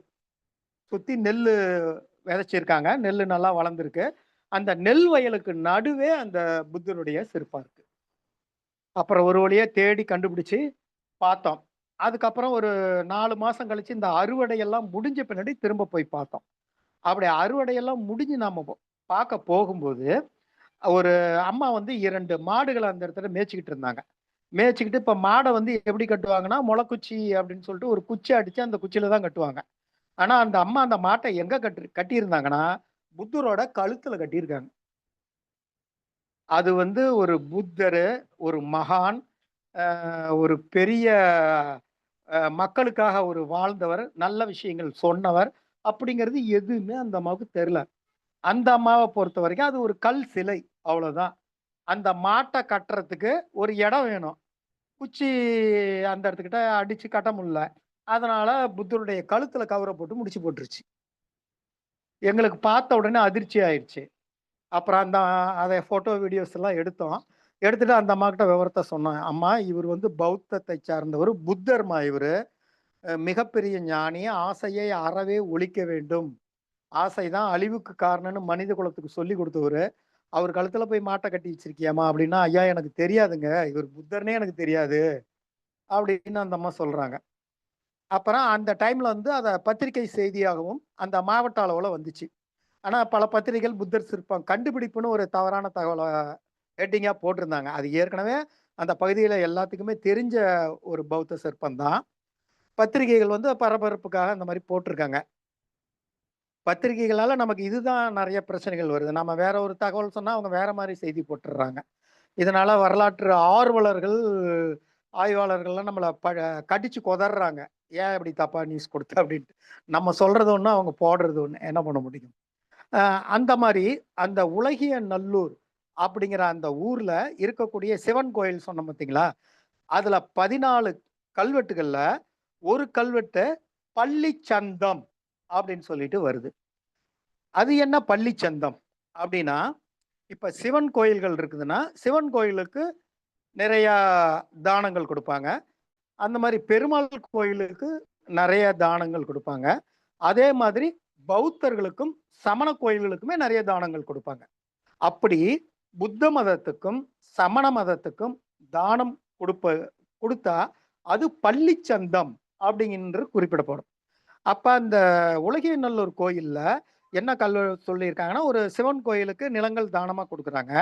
அப்படி குடுக்கும்போது, பள்ளிச்சந்தமாக கொடுக்கப்பட்ட நிலங்களை தவிர, மீதி இருக்கக்கூடிய நிலங்களில் இத்தனை குழி வந்து இந்த சிவன் கோயிலுக்கு குடுக்கணும். அப்படின்னு சொல்றாங்க. அது வந்து 12ஆம் நூற்றாண்டைச் சேர்ந்த கல்வெட்டு. பொன்பரப்பின வானகோவரையினால் எழுதப்பட்ட கல்வெட்டு. இதன் மூலமா நமக்கு தெரியக்கூடிய செய்தி என்னன்னா, அந்த 12ஆம் நூற்றாண்டிலே அந்த உலகைநல்லூர்ல ஒரு புத்த விகாரம் இருந்திருக்கு. அப்படிங்கிறதெல்லாம் நம்மால உறுதி பண்ண முடியுது. அப்ப காலப்போக்குல என்னாச்சு? இது பள்ளிச்சந்தமாக கொடுக்கப்பட்ட நிலங்கள் எங்க போச்சுன்னு தெரியல. யார் ஆட்டைய போட்டாங்கன்னு தெரியல. அந்த புத்த விகாரம் இருந்த இடம் சுற்றி வந்து வயல்வெளியா மாற்றப்பட்டுருச்சு. நாங்க இந்த பத்திரிகை செய்தி குடுத்த பின்னாடி வட்டாட்சியர், மத்த அரசு அதிகாரிகள்லாம் வந்து பார்த்துட்டு, அந்த சிற்பத்தை சுத்தி ஒரு 30 அடிக்கு நீங்க எந்த உழவு பணியும் மேற்கொள்ளக்கூடாது. இத கோயிலா நீங்க வந்து பராமரிக்கணும். அப்படின்னு சொல்லி வச்சிருந்தாங்க. அவங்க அந்த குறிப்பிட்ட இடத்த மட்டும் விட்டுட்டு மத்த இடங்கள்ல பயிர் பண்ணிக்கிட்டு இருந்தாங்க. அந்த விட்ட இடத்துல என்னாச்சுன்னா, அப்ப நெறைய முள்ளு முளைச்சு போயிருக்கு. ஏகப்பட்ட களைகள், முள்ளு முளைச்சிருக்கு. அந்த சிற்பத்த யாராவது பார்க்க போகணும்னா ரொம்ப கஷ்டமா இருக்கு. ஏன்னா சுத்தி முள்ளால மூடப்பட்டிருக்கு. அத வந்து அந்த முள்ளை எல்லாம் வெட்டி கிளீன் பண்ணி, அந்த இடத்துல ஒரு சின்ன கோயில் போன்ற ஒரு அமைப்பை ஏற்படுத்தினா, அங்க வந்து அந்த புத்தருக்கு வந்து ஒரு பாதுகாப்பாக இருக்கும். அப்படிங்கிறது என்னுடைய கருத்து. அடுத்து கள்ளக்குறிச்சியிலேயே சோமண்டார்குடி அப்படின்னு சொல்லிட்டு ஒரு ஊர் இருக்கு. அந்த கள்ளக்குறிச்சிக்கு பக்கத்துல சோமண்டார்குடின்னு ஒரு ஊர் இருக்கு. அங்க வந்து என்ன பண்ணாங்கன்னா, ஒரு தடவை ஒரு குளத்தை வந்து புனரமைக்கிறாங்க. கோயில், சிவன் கோயில் குளம் தான். புனரமைக்கும் போது அங்கிருந்து ஒரு கல்வெட்டு கிடைக்குது. அது ஏற்கனவே மேல இருந்த கல்வெட்டு தான். வீரராகவன் ஐயா அந்த கல்வெட்டை படிச்சிருக்காரு. அப்புறம் அதுக்கு பக்கத்து இந்த இடங்களை நோண்டும் போது அங்கிருந்து ஒரு புத்தர் சிற்பம் கிடைக்குது. ஏற்கனவே அங்க ஒரு பௌத்த விகாரம் இருந்து மத சண்டையின் காரணமாகவோ, போரின் காரணமாகவோ, அல்லது சில சமூக விரோதிகள் செய்த செயலோ தெரியல. பூமிக்கு அடியில அது புதைஞ்சு போயிருச்சு. தற்செயலா அந்த பூமியை அகலும் போது அந்த புத்தர் சிற்பம் வெளிப்படுது. அப்படி வெளிப்பட்ட அந்த புத்தர் சிற்பத்தை இன்னைக்குமே வந்து அந்த சோமண்டார்குடியில் இருக்கக்கூடிய ஒரு பள்ளிக்கூடத்துல அதை வச்சிருக்காங்க. ஆனா இவங்க பண்ண ஒரு பெரிய தவறு என்னன்னா, ஃபுல்லா பெயிண்ட் அடிச்சு வச்சுட்டாங்க. அந்த புத்தர் சிற்பத்துக்கு வந்து கலர் கலரா பெயிண்ட் அடிச்சு அதனுடைய இயற்கை வண்ணத்தையே சிதைச்சிருக்காங்க. அந்த அளவுக்கு இருக்கு அது. முடிஞ்ச அளவுக்கு எல்லாருமே முயற்சி எனக்கு ஒரு சின்ன வேண்டுகோள் என்னன்னா, இப்ப நிறைய பேருக்கு வந்து புத்த சிற்பங்கள் தமிழகத்துல எங்கெங்க இருக்கு அப்படிங்கிறது நிறைய பேருக்கு தெரியல. நம்ம ஆர்வலர்கள் என்ன பண்ணலாம்னா, தமிழகம் முழுக்க நல்ல நிலையில் இருக்கக்கூடிய புத்தர்கள், சிதைந்த நிலையில் இருக்கக்கூடிய புத்தர்கள், வயல்வெளியில் இருக்கக்கூடிய புத்தர்கள் உள்பட அந்தந்த புத்தர்கள் இருக்கக்கூடிய மாவட்டம், அந்த ஊரு, அந்த சிற்பம் இருக்கக்கூடிய லொகேஷன், கூகுள் மேப்ல இருக்கக்கூடிய லொகேஷன், இதை எல்லாமே ஒரு மின்னூலாகவோ அல்லது அச்சிடப்பட்ட நூலாகவோ வெளியிட்டா நமக்கு பின்னாடி வர அடுத்தடுத்த தலைமுறைகள் வந்து அந்த புத்தர் சிற்பங்களை போய் ஆய்வு பண்ணவும் அல்லது வணங்கவும் அல்லது அதுக்கு ஒரு கோயில் கட்டவோ புனரமைப்பு செய்யவோ ஒரு வசதியா இருக்கும். இந்த கோரிக்கையை தயவு செஞ்சு நீங்க பரிசீலனை பண்ணணும். அடுத்து கள்ளக்குறிச்சியில வந்து 2 புத்தர் பார்த்துட்டோம். அதுக்கு அடுத்தது நம்ம பார்த்தா கடலூர் மாவட்டம் மகதை மண்டலத்துல கடலூர், இப்ப கடலூர் மாவட்டம், அன்னைக்கு மகதை மண்டலத்துல இருந்த ஒரு ஊர் பெண்ணாடம். இன்னைக்கு திட்டக்குடிங்கிற ஊருக்கு பக்கத்துல பெண்ணாடம் அப்படிங்கிற ஒரு ஊர் இருக்கு.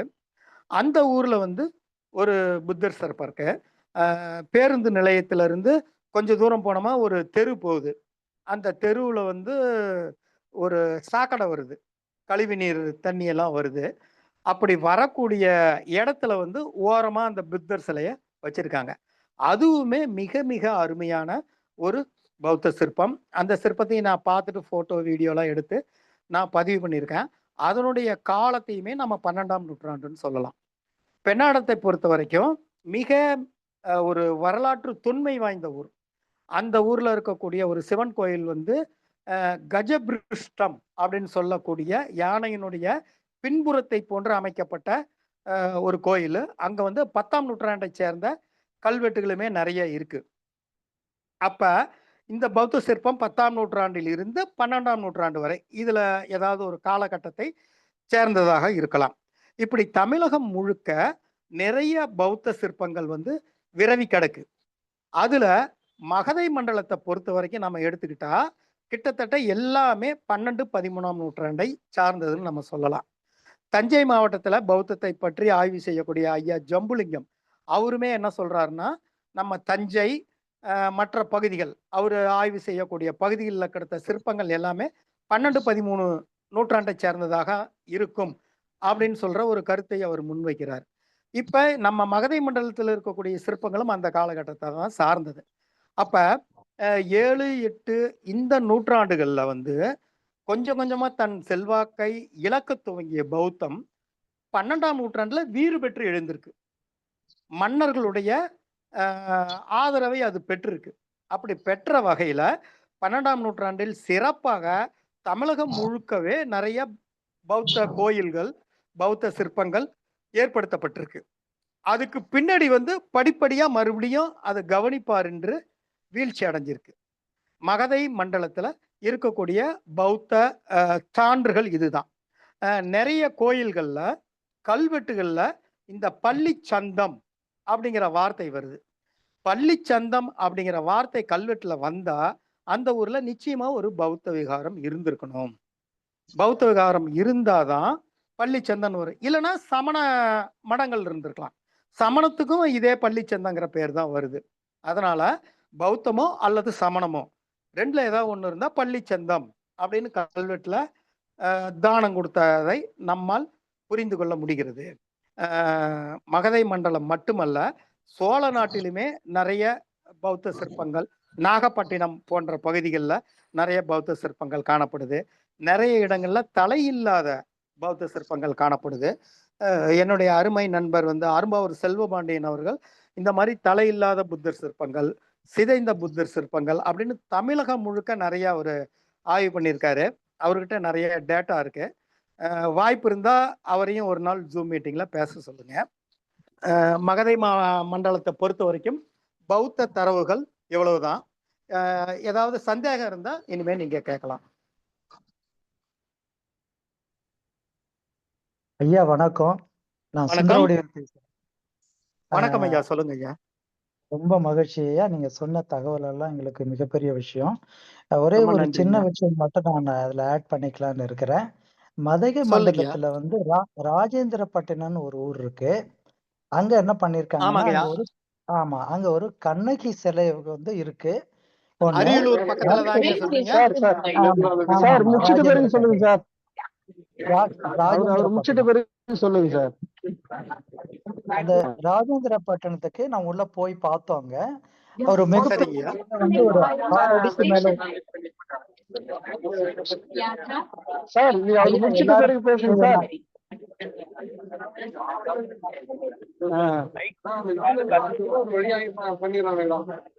ஐயா, சொல்லுங்க ஐயா. நிறைய பேசிட்டு இருக்காங்க.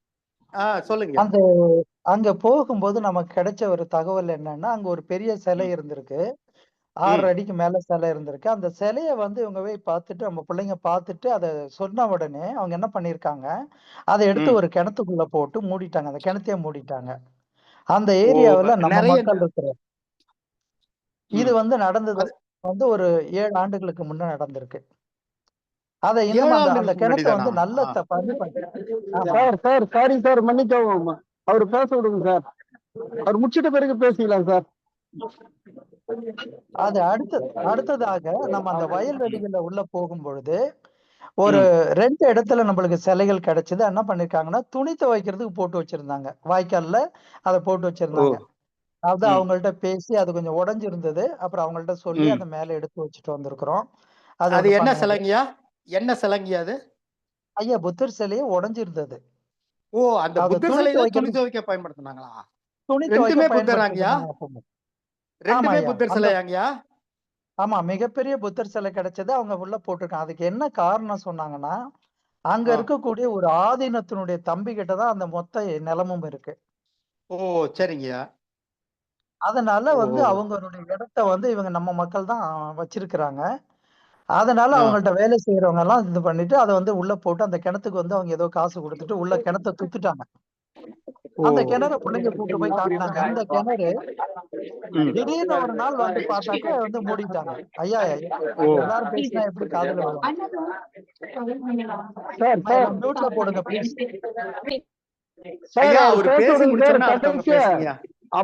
கடைசியா பேசலாம் சார்.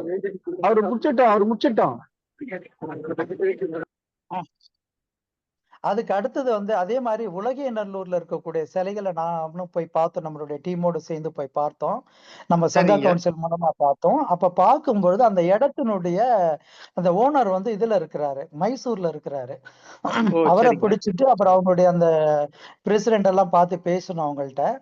தேவேந்திரன், அவரோட பேர் தேவேந்திரன். அவர் மைசூர்ல ஒரு கான்ட்ராக்டா இருக்காரு. அவர் நம்பர் கொடுத்திருக்காரு. அவர் என்ன சொன்னாரு, நான் இதை கொடுக்கறதுக்கு நான் தயாரு. ஆனா இந்த சிலை எங்களுக்கானது. எங்களுக்கான எங்க ஊருக்குள்ளே நீங்க ஏதாவது பண்ணி கொடுக்க முடிஞ்சா நீங்க நாங்க கண்டிப்பா இதை நாங்க ஏத்துக்கிறோம். ஆனா கலெக்டர் ஆபீஸ் கொடுக்கறதுக்கு ஏதாவது கவர்மெண்ட் கொடுக்கறதுக்கு நாங்க தயாரா இல்ல அப்படிங்கிற மாதிரி பேசினாங்க. அது என்னன்னா, அந்த சமயத்துல திருவிழா நடந்துகிட்டு இருந்துச்சு. அவங்க அந்த கும்பாபிஷேகம் பக்கத்துல நீங்க சொன்னீங்கல்ல, அந்த கோயில்ல திருவிழா நடந்ததுனால நம்மளால அவங்கள்ட்ட முழுசா பேச முடியல. 3 முறை போயிட்டு அவங்களோட பேச்சுவார்த்தை நடத்தணும். அப்ப ஃபைனலா என்ன பண்ணிருக்காங்கன்னா, இது அதை எடுக்கிறேன். அதே மாதிரி அந்த இடத்துல ஒரு ரொம்ப அழகான ஒரு ஸ்தூபி மாதிரியே இருக்கக்கூடிய ஒரு கட்டடம் இருந்தது. சார் கொஞ்சம் அந்த கேக்குதுங்களா? கேக்குதுங்க சார் சார். அவரு பேச விடுங்க சார், அப்புறம் பேசலாம் சார். அவர் பேசி முடிச்ச பிறகு இல்ல அவர் சார் நிறைய கேட்க சப்ஜெக்ட் சொன்னாரு, இருக்கு. அதனால பேசலாம். சரிங்க சார், சரிங்க ஆ, சார். இல்ல அவர்தான் கேட்க சரி சரி. சொன்னாரு, அதனால சொன்னேன். ரைட், சரி முடிச்சாரு. சரி சரி. பார்த்திபன் அவர் பேசி முடிச்சிட்டாரு. நம்முடைய கருத்துக்களை தான் கேட்டுட்டு இருக்காங்க. அதனாலதான் சுந்தரவேலர் பேசிட்டு இருக்காரு. அப்படிங்களா? சரி சரி ஆமா சரி. ஆமா, சுந்தரவேலருக்கு கேள்வி வாய்ப்பு கொடுத்திருக்காரு சார். சரி சார், அதனாலதான் கேளுங்க பேசிட்டு சார், இருக்காரு. கேளுங்க. Okay okay. கேள்வி நேரம் சார், கேள்வி நேரம்.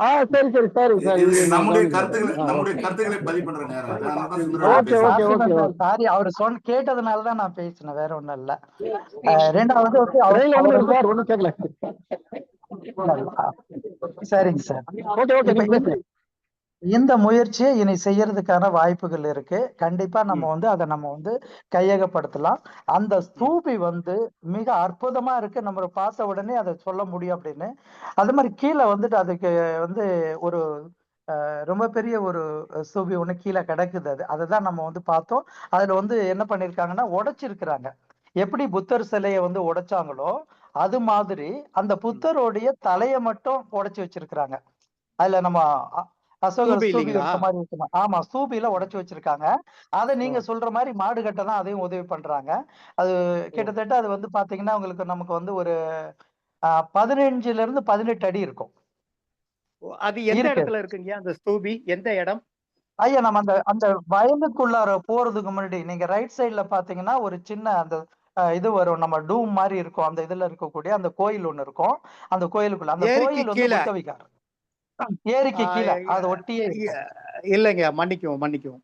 அது வந்து புத்த விகாரம் அல்ல, அது வந்து ஒரு பெருமாள் கோயிலுங்க.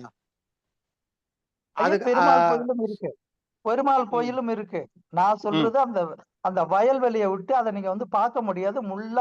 புல் முதர் ஃபுல்லாவே வந்து ஆமா முள்ளா ஆமா, அந்த இருந்திருக்கு. பெருமாள் கோயிலுக்கு பக்கத்துல பாத்தீங்களா நிறைய முள்ளு முளைச்சிருக்கு, அதனால உள்ள போக முடியல. அந்த அது இடம் சொல்றீங்களா? ஆமா, அந்த இடத்த வந்து நம்ம என்ன பண்ணோம், சுத்தம் பண்ணிட்டு உள்ள போனோம்.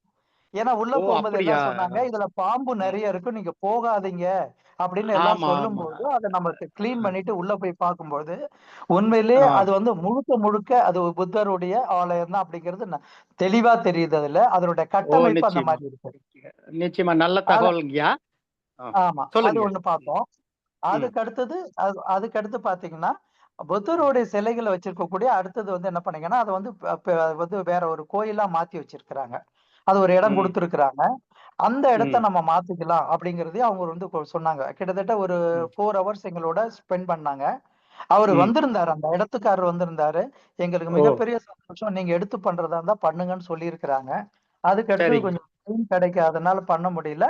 ஆனா இந்த பிப்ரவரியில இருந்து நாங்க வந்து அதுக்கான முயற்சி எடுப்போம். இதுக்கான முயற்சி செய்வோம். ரொம்ப உங்களை வந்து நாங்க கான்டாக்ட் பண்றோம். எல்லாரும் சேர்ந்து அதை ஒரு ஒரு நிச்சயமாங்க, வாய்ப்பை நம்ம உருவாக்கிக்கலாம். அப்ப சங்கா கவுன்சில் நிச்சயமாங்க, மூலியமா இதை பார்க்கும்பொழுது அந்த வாய்ப்பு கிடைச்சது. அடுத்தது வந்து நிச்சயமாங்க. நீங்க சொன்ன மாதிரி ஆவணப்படுத்துறதுக்கு நம்ம பார்த்திபன் வந்து சொல்லியிருக்காரு ஏற்கனவே ஒரு பயணம் மேற்கொள்றதுக்கு. இந்த வருஷத்துல அந்த பயணம் எல்லா மாவட்டத்துக்கும் போற மாதிரி ஒரு பிளான் பண்ணியிருக்கிறோம். அது வாய்ப்பு கிடைச்சா மிகப்பெரிய சந்தோஷம். அதை நம்ம ஆவணப்படுத்தலாம். நீங்க சொன்ன அந்த விஷயம் எங்களுக்கு ரொம்ப பிடிச்சிருக்கு. நிச்சயமா அது உண்மை, அதை நம்ம செய்திடலாம். ரொம்ப குறுக்கீட்டுக்கு மகிழ்ச்சிங்க. மன்னிக்கவுங்கய்யா, ஒரே ஒரு கருத்து சொல்ல விரும்புறேன். இப்ப இந்த சொல்லுங்க சமண ஐயா. தடயங்கள்ன்ட்டு தமிழகம் முழுக்க எங்கெங்க சமணம் தொடர்பான சிற்பங்களோ அல்லது கல்வெட்டுகளோ இருக்கோ அவங்க ஒரு போர்டு வச்சுட்டு வராங்க, அந்த சமண மதத்தை சார்ந்தவங்க. அதே மாதிரி இந்த புத்த மதம் சார்ந்த சிற்பங்களோ அல்லது அதனுடைய சான்றுகள் இருக்க இடத்துல அந்த மாதிரி ஒரு போர்டு வச்சா புதுசா வர்றவங்க அந்த இடத்த போய் பார்க்கறதுக்கு வசதியா இருக்குங்க. அதையும் செய்யலாம். நன்றிங்கய்யா, கண்டிப்பா. அது நன்றிங்கய்யா, நன்றிங்கய்யா. இவ்வளவுதாங்கய்யா தகவல். அது வந்து நம்ம வந்து ராஜேந்திரப்பட்டினத்தை நம்ம கொஞ்சம் அதிகமா ஆய்வு பண்ணா அங்க நிறைய விஷயங்கள் கிடைக்கிறதுக்கு வாய்ப்புகள் இருக்கு அப்படிங்கறது அந்த சரி. எச்சங்கள் காட்டுது. ஏன்னா வயல்வெளி அந்த எங்க பார்த்தாலும் அந்த இது இருக்கு. அதுதான் அதை நம்ம ஆமாங்கய்யா, முதல்ல எடுத்து ஆமாங்க. பண்ணலாங்கிற ஒரு எண்ணம் வருது. அப்ப நம்ம விருதாச்சலத்துல இருந்து கங்கை கொண்ட சோழபுரம் போற வழி தானே அது? ஆமாங்கய்யா, ராஜேந்திர ஆமாங்க, பட்டினம். ஆமாங்க. ஆமா, ஆமா. ஜெயங்கொண்டம் போற ரூட் தான். வயல்வெளிக்கு மேல போகணும். ஜெயங்கொண்டம். ஆனா சரிங்க, அது நிச்சயமா நேரா ஒரு போக நாள் முடியாது. போய் நீங்க வந்து ஆமா, அங்க அங்க வந்து உள்ள நடந்து போக முடியாது. காரும் போகாது. நீங்க நடந்துதான் போகணும். கிட்டத்தட்ட ஒரு 2 கிலோமீட்டர் நடக்கணும் உள்ளார, வயல்வெளிக்குள்ளார. சரிங்க. அதுல ஒரு இப்ப அந்த அதுல துணி அதுல ஒரு துவைக்கிற அக்ரி கல்ல. ஆபீசர் ஒருத்தர் கிடைச்சாரு. சரிங்க. ஒரு அக்ரி ஆபீசர் ரிட்டையர்மெண்ட் கிடைச்சாரு. அவர்கிட்ட பேசும்போது அவரு ரொம்ப பயந்தாரு. ஐயா ம், எங்களுக்கு வந்து வெளியில சொல்லக்கூடாது. எங்களுக்கு தெரியாத விஷயங்கள்னு இல்ல.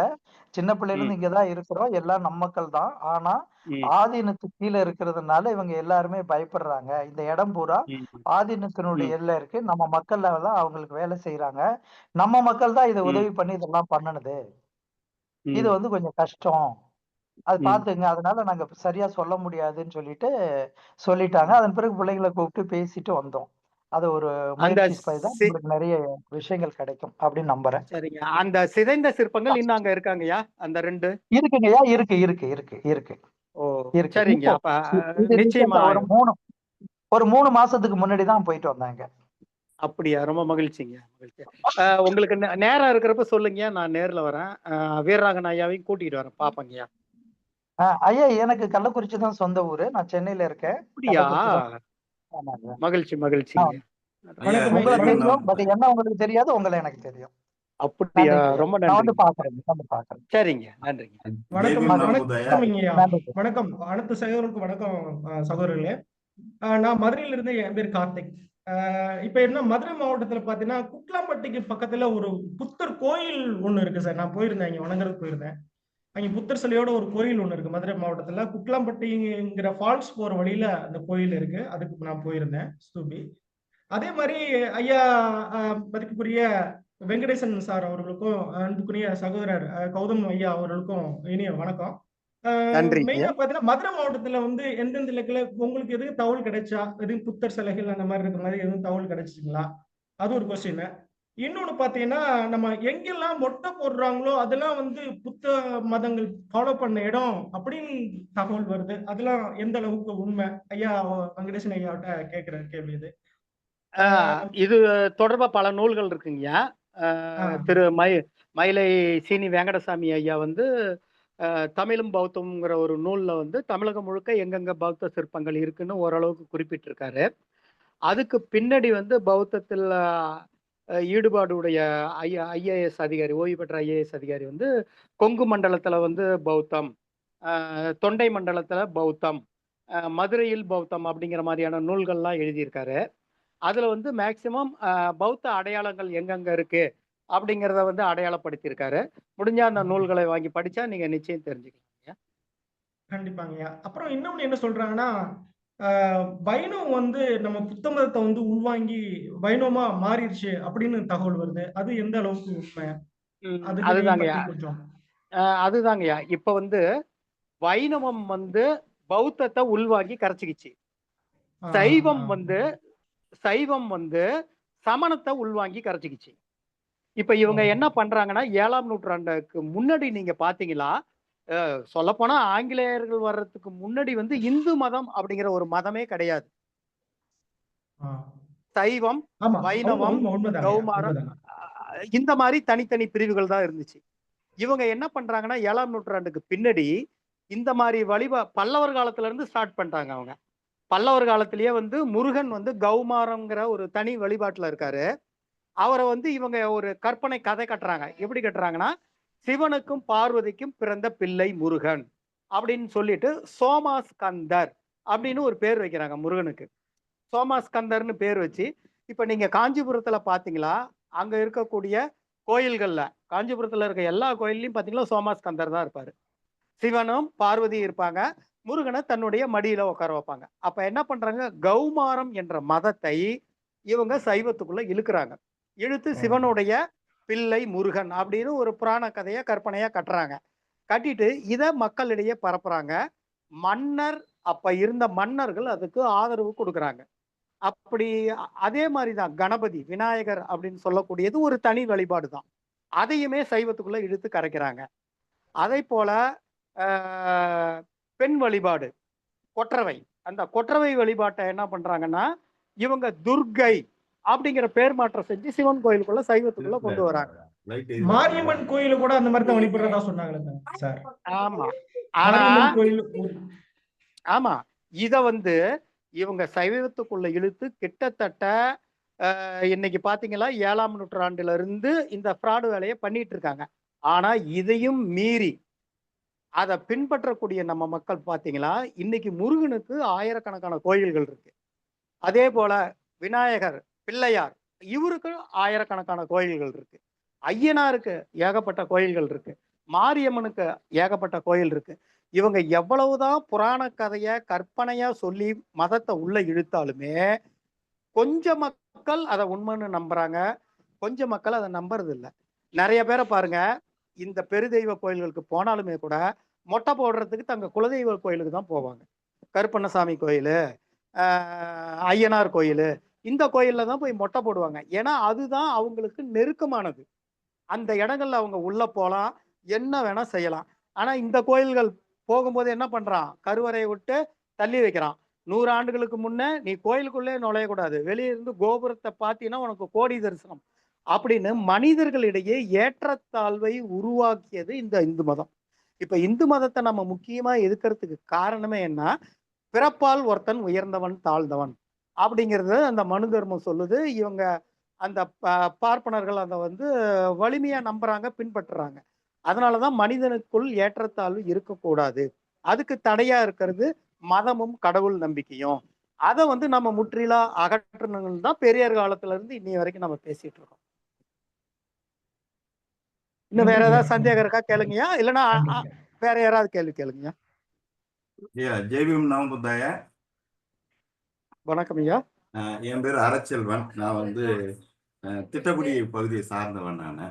அப்படியே ரொம்ப மகிழ்ச்சிங்க. அதுவும் மகதை மண்டலத்துல இருக்கிற ஏரியா தான். உங்க ஊர் சிவன் கோயில்ல பாத்தீங்கன்னா பல்லவர் கால முருகன் ஒண்ணு இருக்கும் சிவன் கோயில்ல. ஆமா சார், ஆமா சார். அதாவது திட்டக்குடி பெரிய கோயில் பெண்ணாடம், பெண்ணாகடம், அது ஒரு பெண்ணாகடம் சொல்லுவாங்க. அத பழைய பேர் பெண்ணாகடம்.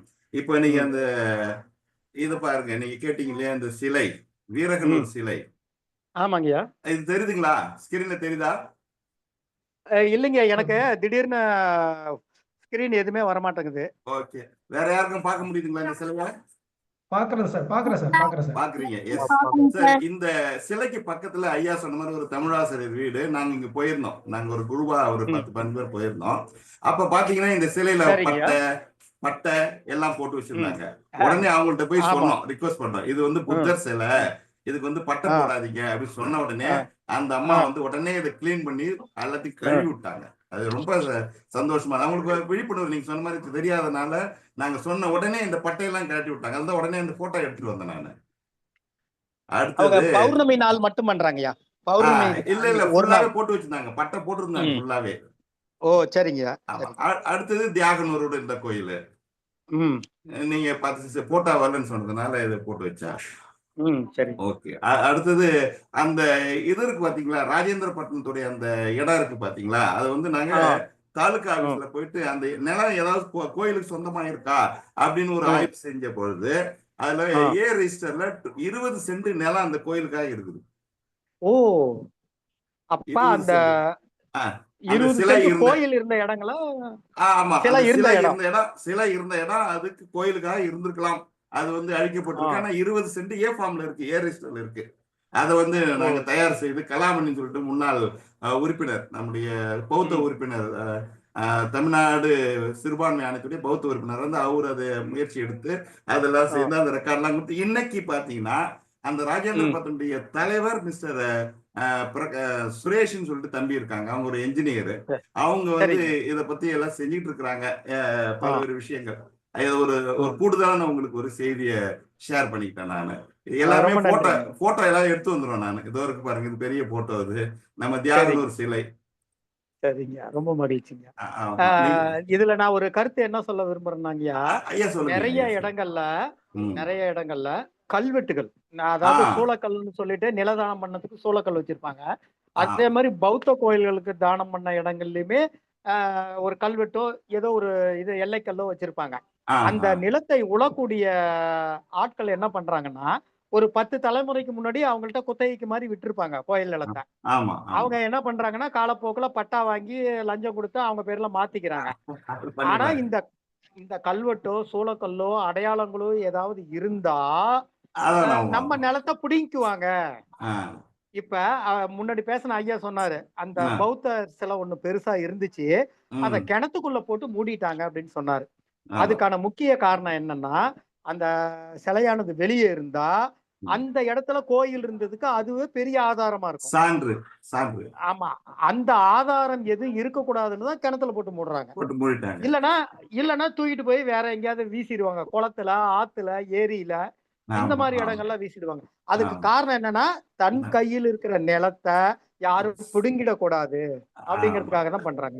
காலங்காலமா நம்ம அனுபவிச்சுதான் எடுத்துருவாங்க அப்படிங்கிற ஒரு பயம். ஆமாங்க, ஆமா. மகிழ்ச்சி. இன்னும் கடலூர்ல போனதுல வந்து கடலூர் மாவட்டத்துல பல்வேறு சிலைகள் எல்லாம் சொன்னாங்க. அது உங்களுக்கு எல்லாமே தெரியும். நீங்க அதை ஆய்வு செஞ்சீங்க. ஏன்னா நம்ம மகதை மண்டலம்னு பேசும்போது பெண்ணாடம் மட்டும்தான் வருது. மகதை மண்டலத்துல பெண்ணாடம் மட்டும் வருது. கரெக்ட். ஆமாங்க, பெண்ணாடம், திட்டக்குடி, கள்ளக்குறிச்சி, திருவண்ணாமலை, ஆமா, அது பெரம்பலூர் மாவட்டம், அது எல்லாம் அந்த பார்டர் அது. ஆமாங்க. இப்போ வந்து திருச்சோபுரம்னு ஒரு ஊர் இருக்குங்கய்யா, கடலூர்ல கிழக்கு பகுதியில. அது போன தடவை ஒருத்தர் சொன்னாங்க, வந்து ஐயா சொன்னாங்க. அதுல என்னன்னாக்க சரிபுத்திரர் பண்டிதர் அப்படின்னு சொல்லிட்டு ஒரு நிலந்தானம் கொடுத்திருக்கான கல்வெட்டு இருக்காங்க. மகிழ்ச்சி. இந்த மாதிரி கல்வெட்டு சான்றுகள் இருந்தா அதை வச்சு நம்ம கோர்ட்டுக்கே போலாங்க. சரிபுத்திரர் பவுண்டர், அதாவது பண்டிதர் அப்படின்னு சொல்லிட்டு அவரு பௌர்ணமி விழாவுக்கு நிலதானம் கொடுத்திருக்கிறதுக்கான கல்வெட்டு அந்த திருச்சிபுரம் கோயில்ல இருக்கு, சிவன் கோயில்ல இருக்கு. அதே மாதிரி திருவதிகையில பாத்தீங்கன்னாலும் சிவன் கோயில் உள்ள ஒரு புத்தர் இருக்கு. அது மிகப்பெரிய சிலை சார். அது கிட்டத்தட்ட வந்து 7-8 அடி ஹைட்ல இருக்கும். அதுவும் வந்து பார்த்து தரையில கிடந்தது. நீங்க சொன்ன மாடு கட்டி இந்த மாதிரி தரையில கிடந்தது நிமித்தி வச்சு அதுக்கு லைட் எல்லாம் போட வச்சேன். நாங்க ஒர்க் பண்ணிட்டு இருந்த போது அதை சொல்லி செஞ்சாங்க, அந்த கோயில செஞ்சாங்க. அது ஒரு சிறப்பு. அதனால நிறைய விஷயங்கள். நீங்க மகத மண்டலம் சொன்னோன்னே நான் மகத நாட்டை நினைச்சிட்டேன். நிறைய பேர் அப்படிதாங்க நினைக்கிறாங்க. இப்ப இந்த ஜூம் மீட்டிங் மகத இல்லைங்க, மகதை. அது மகதம், இது மகதை. இந்த ஸ்கிரீன் உங்களுக்கு தெரியுதுன்னா பாருங்களேன். தெரியுதா? மற்றவங்க பாப்பாங்கன்னு நினைக்கிறேன். மத்தவங்க பாப்பாங்க, போடுங்க. இல்ல போட்டிருக்காங்க, ஸ்கிரீனே அதுதான். இந்த ஸ்கிரீன் என்னன்னாக்கா உங்களுக்கு பகவான் புத்தருக்கு பாலன்னம் ஊட்டிய சுஜாதாவுக்கு நினைவிடம். இது ஸ்தூபா. இது மற்றவங்க பாக்கலாம். உங்களுக்கு தெரியலீங்களா இது? இல்லைங்க, என் செல்லு என்ன பிரச்சனைன்னு தெரியல. நான் அந்த தியாகனூர் புத்தர் வச்சா அதுல இருந்து வெளியே வர முடியல. உங்க நம்பர் என்ன அனுப்புங்க, இதெல்லாம் நான் அனுப்பி வைக்கிறேன். சான்று உங்களுக்கு அனுப்பிக்கிறேன். இது வந்து புத்த கயாவில இருந்து ஒரு 15 கிலோமீட்டர் தூரத்துல இந்த விகார் வச்சிருக்காங்க. அதாவது சுஜாதா காட் அப்படின்னு சொல்லி இதுக்கு பேருங்க. சரி. இது ஒரு பெரிய ஐயா மகிழ்ச்சி. சப்ஜெக்ட் விட்டு வெளியே போவாதுங்க ஐயா. மற்றவங்க கேள்வி கேட்கறதுக்கு கொடுங்க ஐயா. மகதை மண்டலத்துல இருக்க. இப்ப நான் பேசுனதுல ஏதாவது சந்தேகம் இருந்தா கேளுங்கய்யா. ஆமா ஐயா.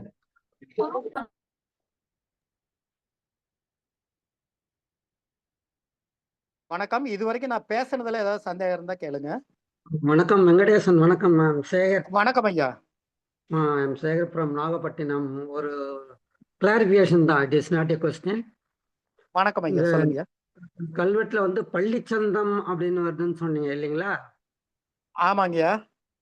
பள்ளிச்சந்தம் donated only for Jain temples, not in Buddha. பள்ளிச்சந்தம் என்பது சமணர் கோயில்களுக்கு கொடுக்கப்பட்ட தானம். ஏற்கனவே வந்து தமிழ்நாட்டில் இதுவரை கிடைக்கப்பட்ட 116 கல்வெட்டுகள் வந்து பள்ளிச்சந்தத்தை பற்றி குறிப்பிடுகிறது. ஆனால் புத்தர், நீங்க கூட சொன்னீங்க மன்னர்களோட ஆதரவு வேணும்,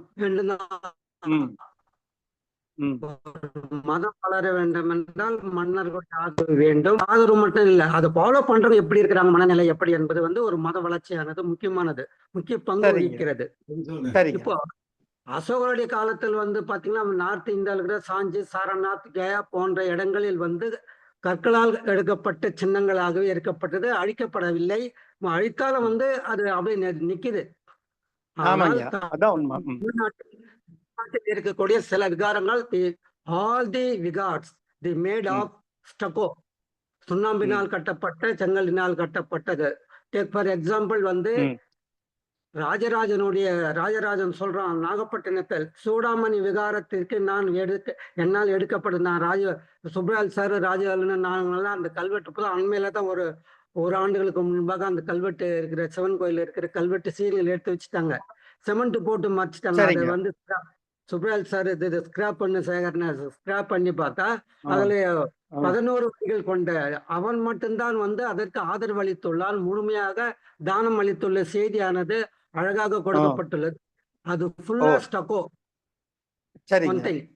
செகண்ட் திங் வந்து நாம எப்படி இந்த புத்த மத இதை வந்து நம்ம கொண்டு போனோம்னா we have to find out material evidence.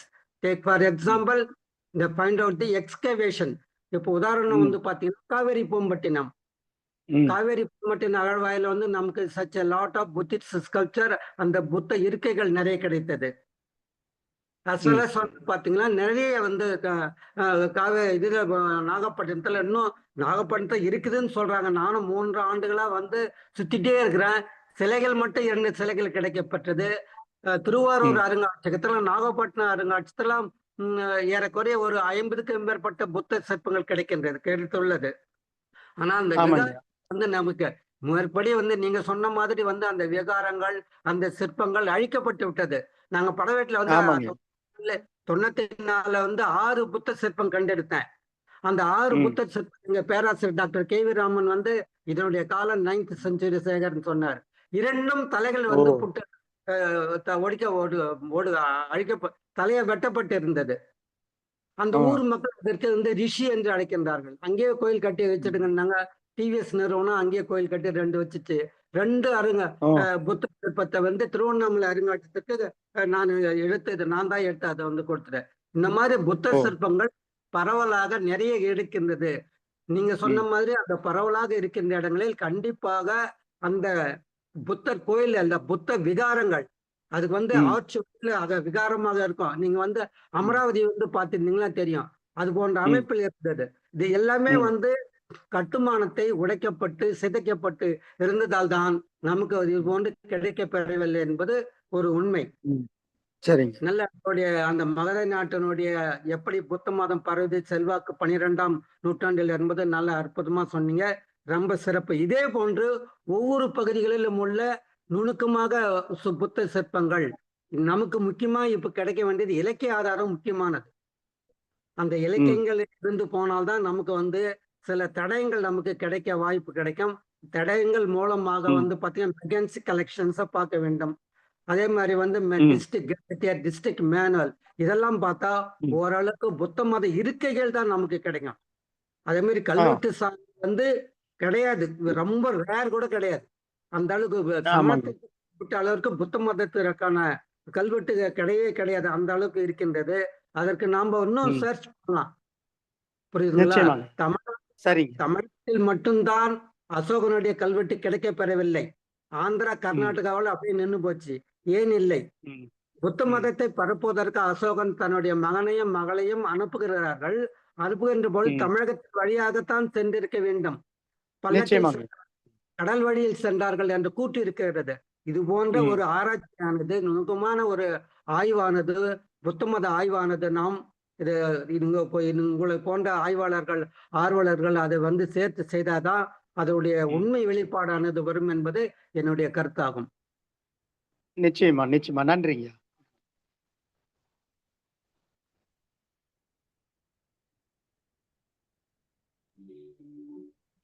வணக்கம் சார். வணக்கம் ஐயா. வணக்கம். வணக்கம். நான் வந்து வந்தவாசி பகுதியில வரலாறு ஆசிரியரா இருக்கேன். பழனி ஆசிரியர்.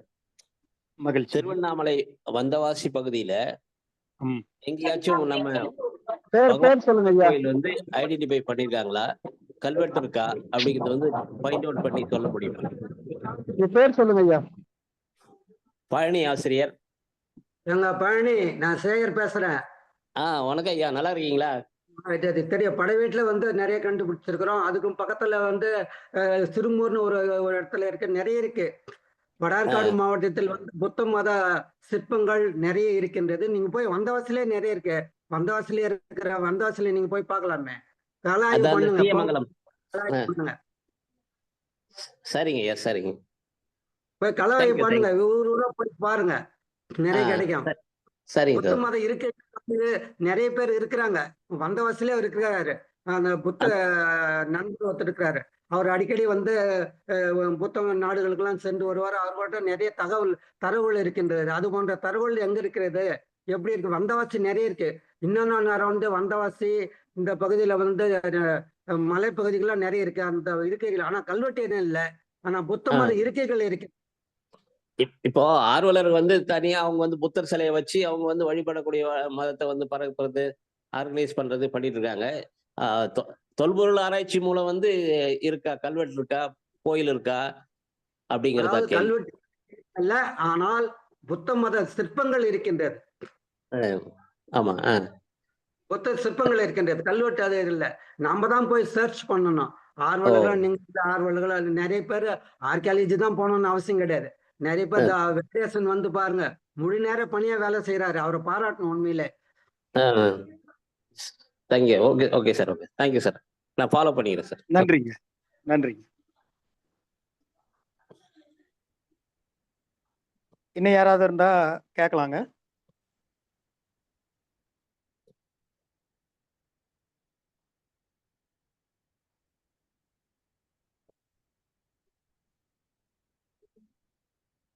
ஐயா வணக்கம். இன்னும் யாருக்காவது டவுட் இருந்தா கேளுங்கய்யா. அனைவருக்கும் வணக்கம். நான் சுகுமார் பேசுறேன், கல்பாக்கத்துல இருந்து. வணக்கம் ஐயா. வணக்கம். நான் பேசுறது எல்லாத்தையும் கேட்குறா சார்? கேக்குதுங்கய்யா, சொல்லுங்கய்யா.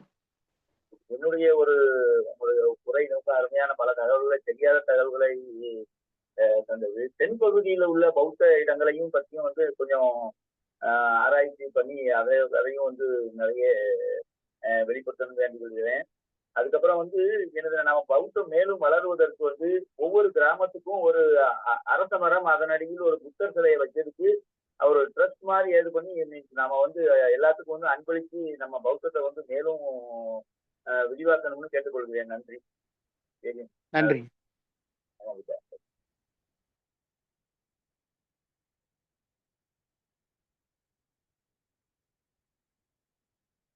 அடுத்துங்கய்யா.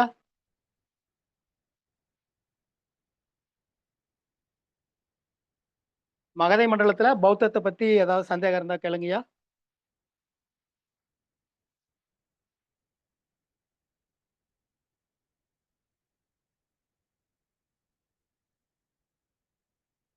ஐயா இந்த ஜூம் மீட்டிங் வந்து ஃபுல்லா ரெக்கார்ட் ஆகுதாங்கய்யா? வீடியோ கிடைக்குமா? ரெக்கார்ட் ஆகுது ஐயா, ரெக்கார்ட் ஆகுது. சரிங்க. அந்த வீடியோ எனக்கு கொஞ்சம் தயவு செஞ்சு வாட்ஸ்அப்ல அனுப்பிச்சுடுங்க. சரி சரி.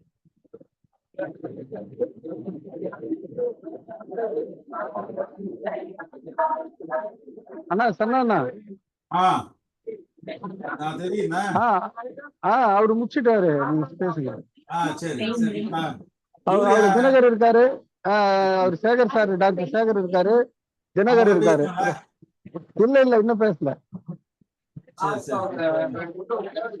யாரு இது ஆபரேட் பண்றது?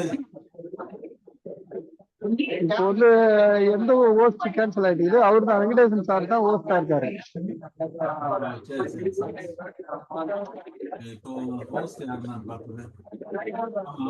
Venkatesan sir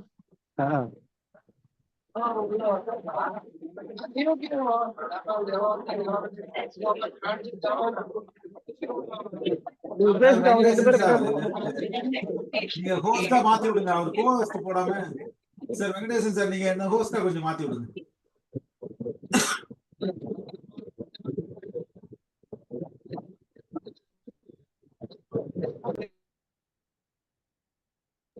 sir Venkatesan sir. சொல்லுங்க சார். அவரு கண்ணான்னு வருது இல்ல, அது ஹோஸ்டா மாத்துங்க. இப்ப எனது அப்படியே பிரேக் ஆன மாதிரி இருக்கு. அதுதான் நீங்க வந்து ஹோஸ்டா வந்து உங்களுக்கு மட்டும் தான் இருக்கு. அப்படியே அது கூட ஆனா அவருக்கு தெரியல. நீங்க பேசுங்களா? சரி இருங்க நான் அதுக்குள்ள ஜூம் போறேன். இந்த ஒர்க் பிளேஸ் என்ன எதுல வருதுன்னு பாக்குறேன். ஓகே, ஆமா இதுல வந்து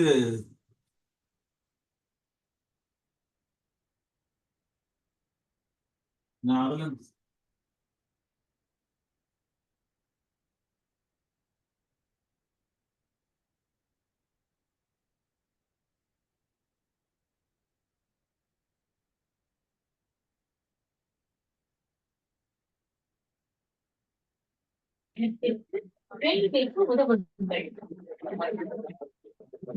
ஆனா முன்னிலை பேச விட்டு வாழ்த்துறை சொல்லுங்க, சொல்லுங்க.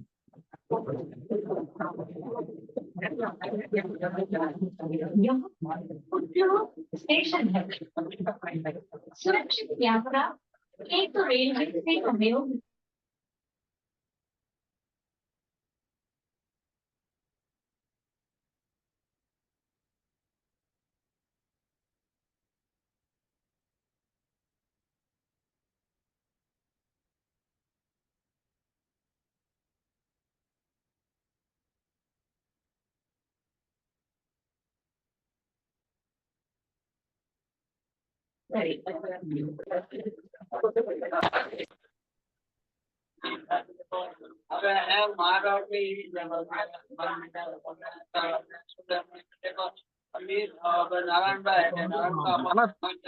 பேசுங்கண்ணா பேசுங்க. இப்ப வந்துச்சுங்களா? ஓகே சரி. பேசுங்க வந்துச்சு.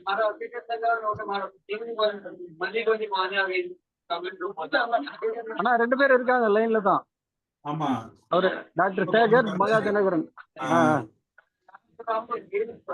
மகதை நாட்டில் பௌத்தம் என்கின்ற இந்த தலைப்பில் இவ்வளவு நேரம் உரையாற்றிய திரு ஆரகலூர் வெங்கடேசன் அவர்களுக்கு எனது நெஞ்சம் நிறைந்த நன்றியை நான் தெரிவித்துக் கொள்கின்றேன். தமிழ்நாட்டில் பௌத்தத்தை மறுமலர்ச்சி செய்வதற்காக தமிழ்நாடு பௌத்தர்கள் சங்க பேரவை மேற்கொண்டிருக்கும் பல்வேறு முயற்சிகளில் ஒன்றாகத்தான் இணைய வழி கருத்தரங்கை நாம் தொடர்ந்து நடத்தி கொண்டிருக்கின்றோம். தமிழ்நாட்டின் பௌத்தம் என்கின்ற பொது தலைப்பில் இதுவரை 6 கூட்டங்கள் வெற்றிகரமாகவும் இது 7வது கூட்டமாக இது நடந்து கொண்டிருக்கின்றது. ஏறக்குறைய ஓராண்டுக்கு திட்டமிடப்பட்டிருக்கின்ற ஒரு பெரும் திட்டம் இது. இந்த திட்டத்தின் அடிப்படையில தமிழகத்தில் இருக்கின்ற பௌத்த வரலாற்றை தோண்டி எடுத்து அதை மக்கள் முன் வைப்பதுதான் நமது முக்கியமான குறிக்கோள். அந்த குறிக்கோளிலே நாங்கள் படிப்படியாக வெற்றி பெற்று வருகிறோம் என்பதை மகிழ்ச்சியுடன் இங்கே நான் தெரிவித்துக் கொள்கின்றேன்.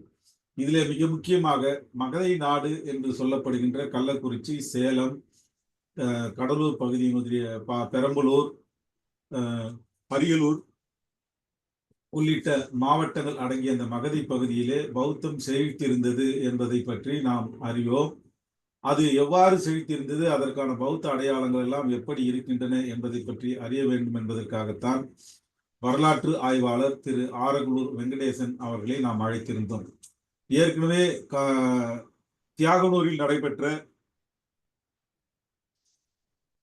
நமது மாநாட்டில் அவர் பேச அழைக்கப்பட்டிருந்தார். அப்பொழுதும் இது போன்ற ஒரு வரலாற்று தலைப்பை நாம் கொடுத்திருந்தோம். ஆனால் அங்கே இருந்த சூழலினால் அவரால் முழுமையாக அப்பொழுது உரையாற்ற முடியவில்லை. அந்த அடிப்படையிலே தான் அவருடைய உரையை முழுமையாக நாம் கேட்க வேண்டும், மக்களிடத்திலே அதை பரப்ப வேண்டும் என்கின்ற நோக்கத்திலே தான் அவரை நாம் இங்கே அழைத்தோம்.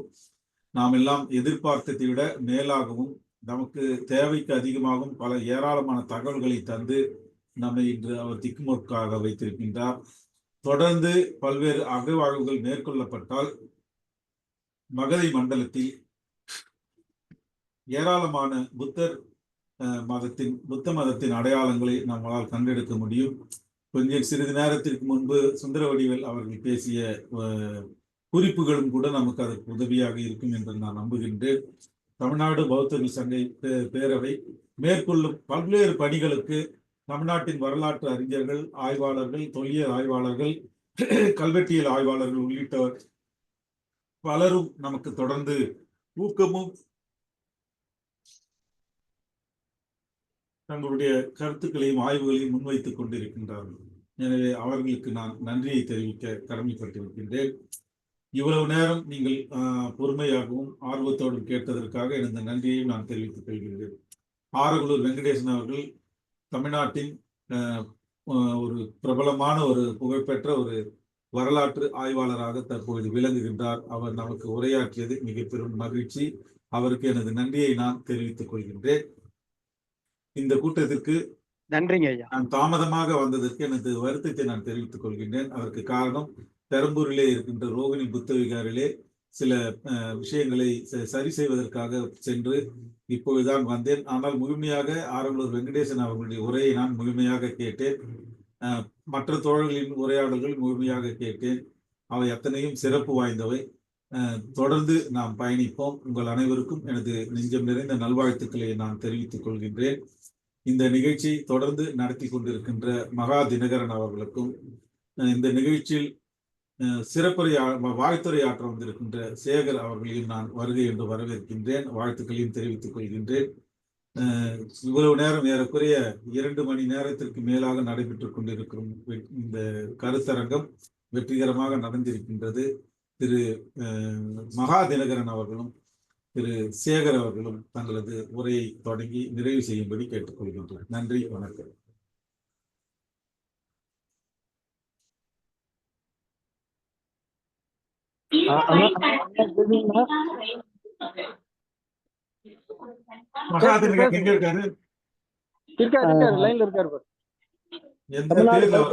பேரவையினுடைய மாநில ஒருங்கிணைப்பாளரும் தமிழ்நாடு பௌத்த சங்க பேரவை உள்ளிட்ட அனைத்து உறுப்பினர்களுக்கும் நெஞ்சார்ந்த நன்றியினை தெரிவித்துக் கொள்கிறேன். தமிழகத்தில் பௌத்த மறுமலர்ச்சி என்பது அசோகருடைய காலத்திற்கு பிறகு சுமார் 800 ஆண்டுகளை தாண்டி மறுமலர்ச்சி பெறுகிறது என்பது நம்முடைய மாநில ஒருங்கிணைப்பாளருடைய தனிப்பட்ட முயற்சியும் நம் அனைவருடைய ஒத்துழைப்பும் அதற்கான காரணமாகும். இது மென்மேலும் வளர வேண்டும். அப்படி வளர்கின்ற போது நாம் அனைவருக்கும் நமது பகுதியில் இருக்கின்ற பௌத்த வளர்ச்சியை குறித்தும் விகார்களை குறித்தும் தெரியும். ஆனால் தமிழகம் முழுக்க பௌத்தம் எப்படி இருந்தது என்பது ஒவ்வொரு வரலாற்று ஆய்வாளராக தேடி கண்டுபிடித்து அவர்களை பேச அழைத்திருப்பது உண்மையிலேயே நம்முடைய அடுத்த ஒரு மைல்கல். இந்த வகையில் அண்ணன் அவர்களுக்கு மீண்டுமாக நன்றியை தெரிவித்துக் கொள்கிறோம். அதே மாதிரி மகத நாட்டில் பௌத்தத்தினுடைய வளர்ச்சியை குறித்து சகோதரர் வெங்கடேசன் அவர்கள் மிக சிறப்பாக எடுத்துரைத்தார், நிதானமாக எடுத்துரைத்தார். வருகின்ற சொற்பொழிவாளர்கள் அல்லது ஆய்வாளர்கள் ஒவ்வொருவரும் இது போன்று நிதானமாக சொல்ல வேண்டுமாய் அன்போடு கேட்டுக்கொண்டு, உண்மையிலேயே இன்றைய கருத்து நான் டிராவல்ல இருந்தாலும் ரொம்ப சிறப்பாக கேட்க முடிந்தது. ரொம்ப ஆழமாக நிதானமாக அனைவற்றையும் சொல்லிய சகோதரர் அவர்களுக்கு நன்றி. அதே போன்று கருத்துக்களை வழங்கிய நம்முடைய சிலைகள் பாதுகாப்பு குழு தலைவர் அண்ணன் சுந்தரவடிவேல் அவர்களுக்கும் மற்றும் ஏனைய சகோதரர்கள் கருத்துக்களை தெரிவித்தார்கள். அத்தனை பேருக்கும் பதிலை வழங்கினார். அனைத்தும் மிக வரவேற்கத்தக்கதாகவும் தெரிந்து கொள்ளக்கூடியதாக இருந்தது. நம்முடைய ஏற்கனவே நம்முடைய ஆய்வாளர் சொல்லபடி சில புத்தகங்கள் இருக்கின்றது. ஆனால் நம்ம ஒவ்வொரு பகுதியாக இருப்பது ஒவ்வொரு மாவட்டமாக இந்த மாவட்டத்தில் இருக்கின்ற பௌத்த விகார்களை, பழைய விகார்களையும் இப்போது இருக்கின்ற விகார்களையும் ஒருங்கிணைத்து ஒரு நூலாக எடுத்து வருவதற்கு நம்முடைய தலைமை ஒருங்கிணைப்பாளர் அவர்கள் முயற்சி செய்ய வேண்டுமாய் அன்போடு பணிவோடு கேட்டுக்கொள்கிறேன். அந்த ஒரு மாவட்டம் தோறும் இன்றைக்கு இருக்கிறது சொன்னோம்னா அடுத்து நம்ம ஒரு 100 ஆண்டுகளுக்கு அந்த புத்தகம் அடுத்த தலைமுறைக்கு எடுத்துக்கொண்டு செல்வதற்கு நன்றாக இருக்கும் என்பதை தெரிவித்துக் கொண்டு வாய்ப்புக்கு நன்றி கூறி முடிக்கிறேன். நன்றி, வணக்கம், ஜெய்பீம்.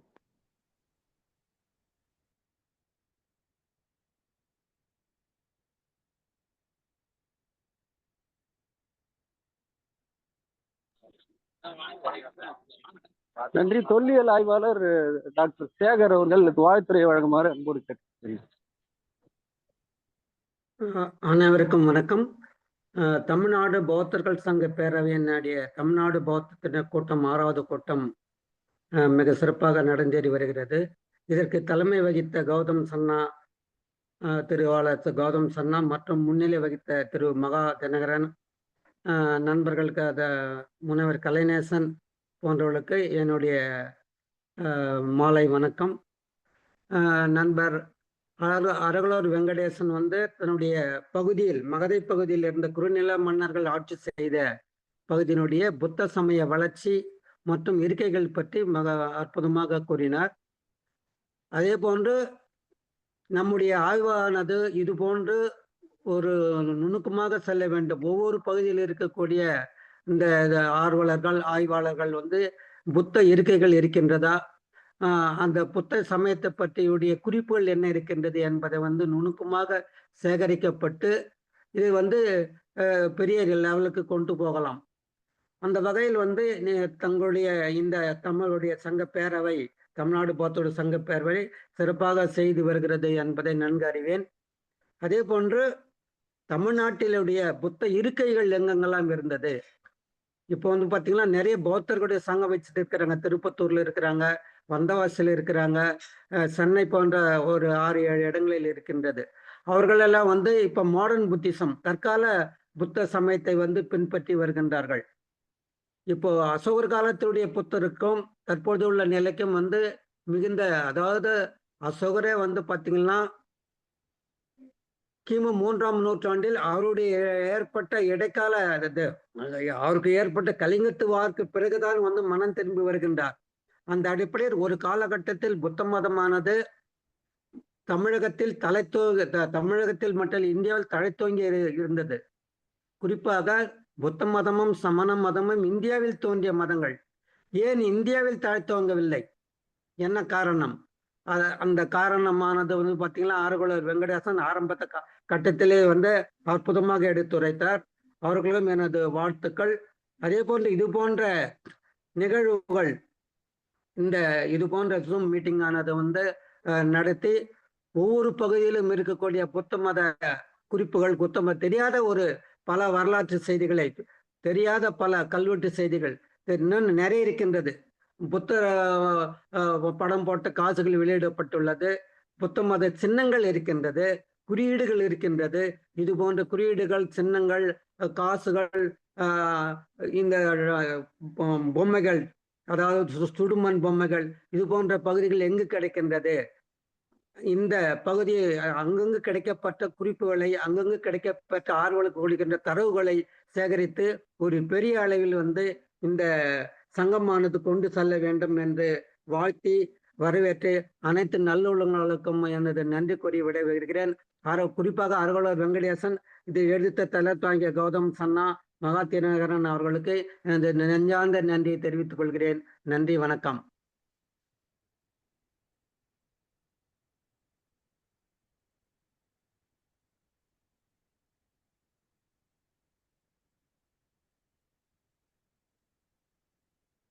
ஓகே, சிறப்பாக நடைபெற்ற இந்த கூட்டம் வெற்றிகரமாக முடிந்திருக்கிறது. திரு வெங்கடேசன் அவர்களுக்கு எனது நன்றி. மேலும் மகாதேவர்களுக்கும் திரு சேகர் அவர்களுக்கும் நாம் நன்றியை தெரிவித்துக் கொள்கின்றோம். இந்த நிகழ்ச்சி முழுமையாக பதிவு செய்யப்பட்டிருக்கின்றது, யூடியூப் தளத்தில் ஏற்றப்படும். அது மட்டும் இல்லாமல் இந்த உரையை செப்பனிட்டு தரும்படி திரு வெங்கடேசன் அவர்களை நான் கேட்டுக்கொள்கின்றேன். அதை அது நூலாக தொகுக்கப்படும் போது அது முறையாக எடிட் செய்யப்பட்டு பயன்படுத்தப்படும் என்பதை தெரிவித்துக் கொள்கின்றேன். நிகழ்ச்சி தொடர்கின்றது. அடுத்த வாரம் உங்களை இதே நிகழ்ச்சியிலே சந்திப்போம். நன்றி, வணக்கம். Thank you, sir.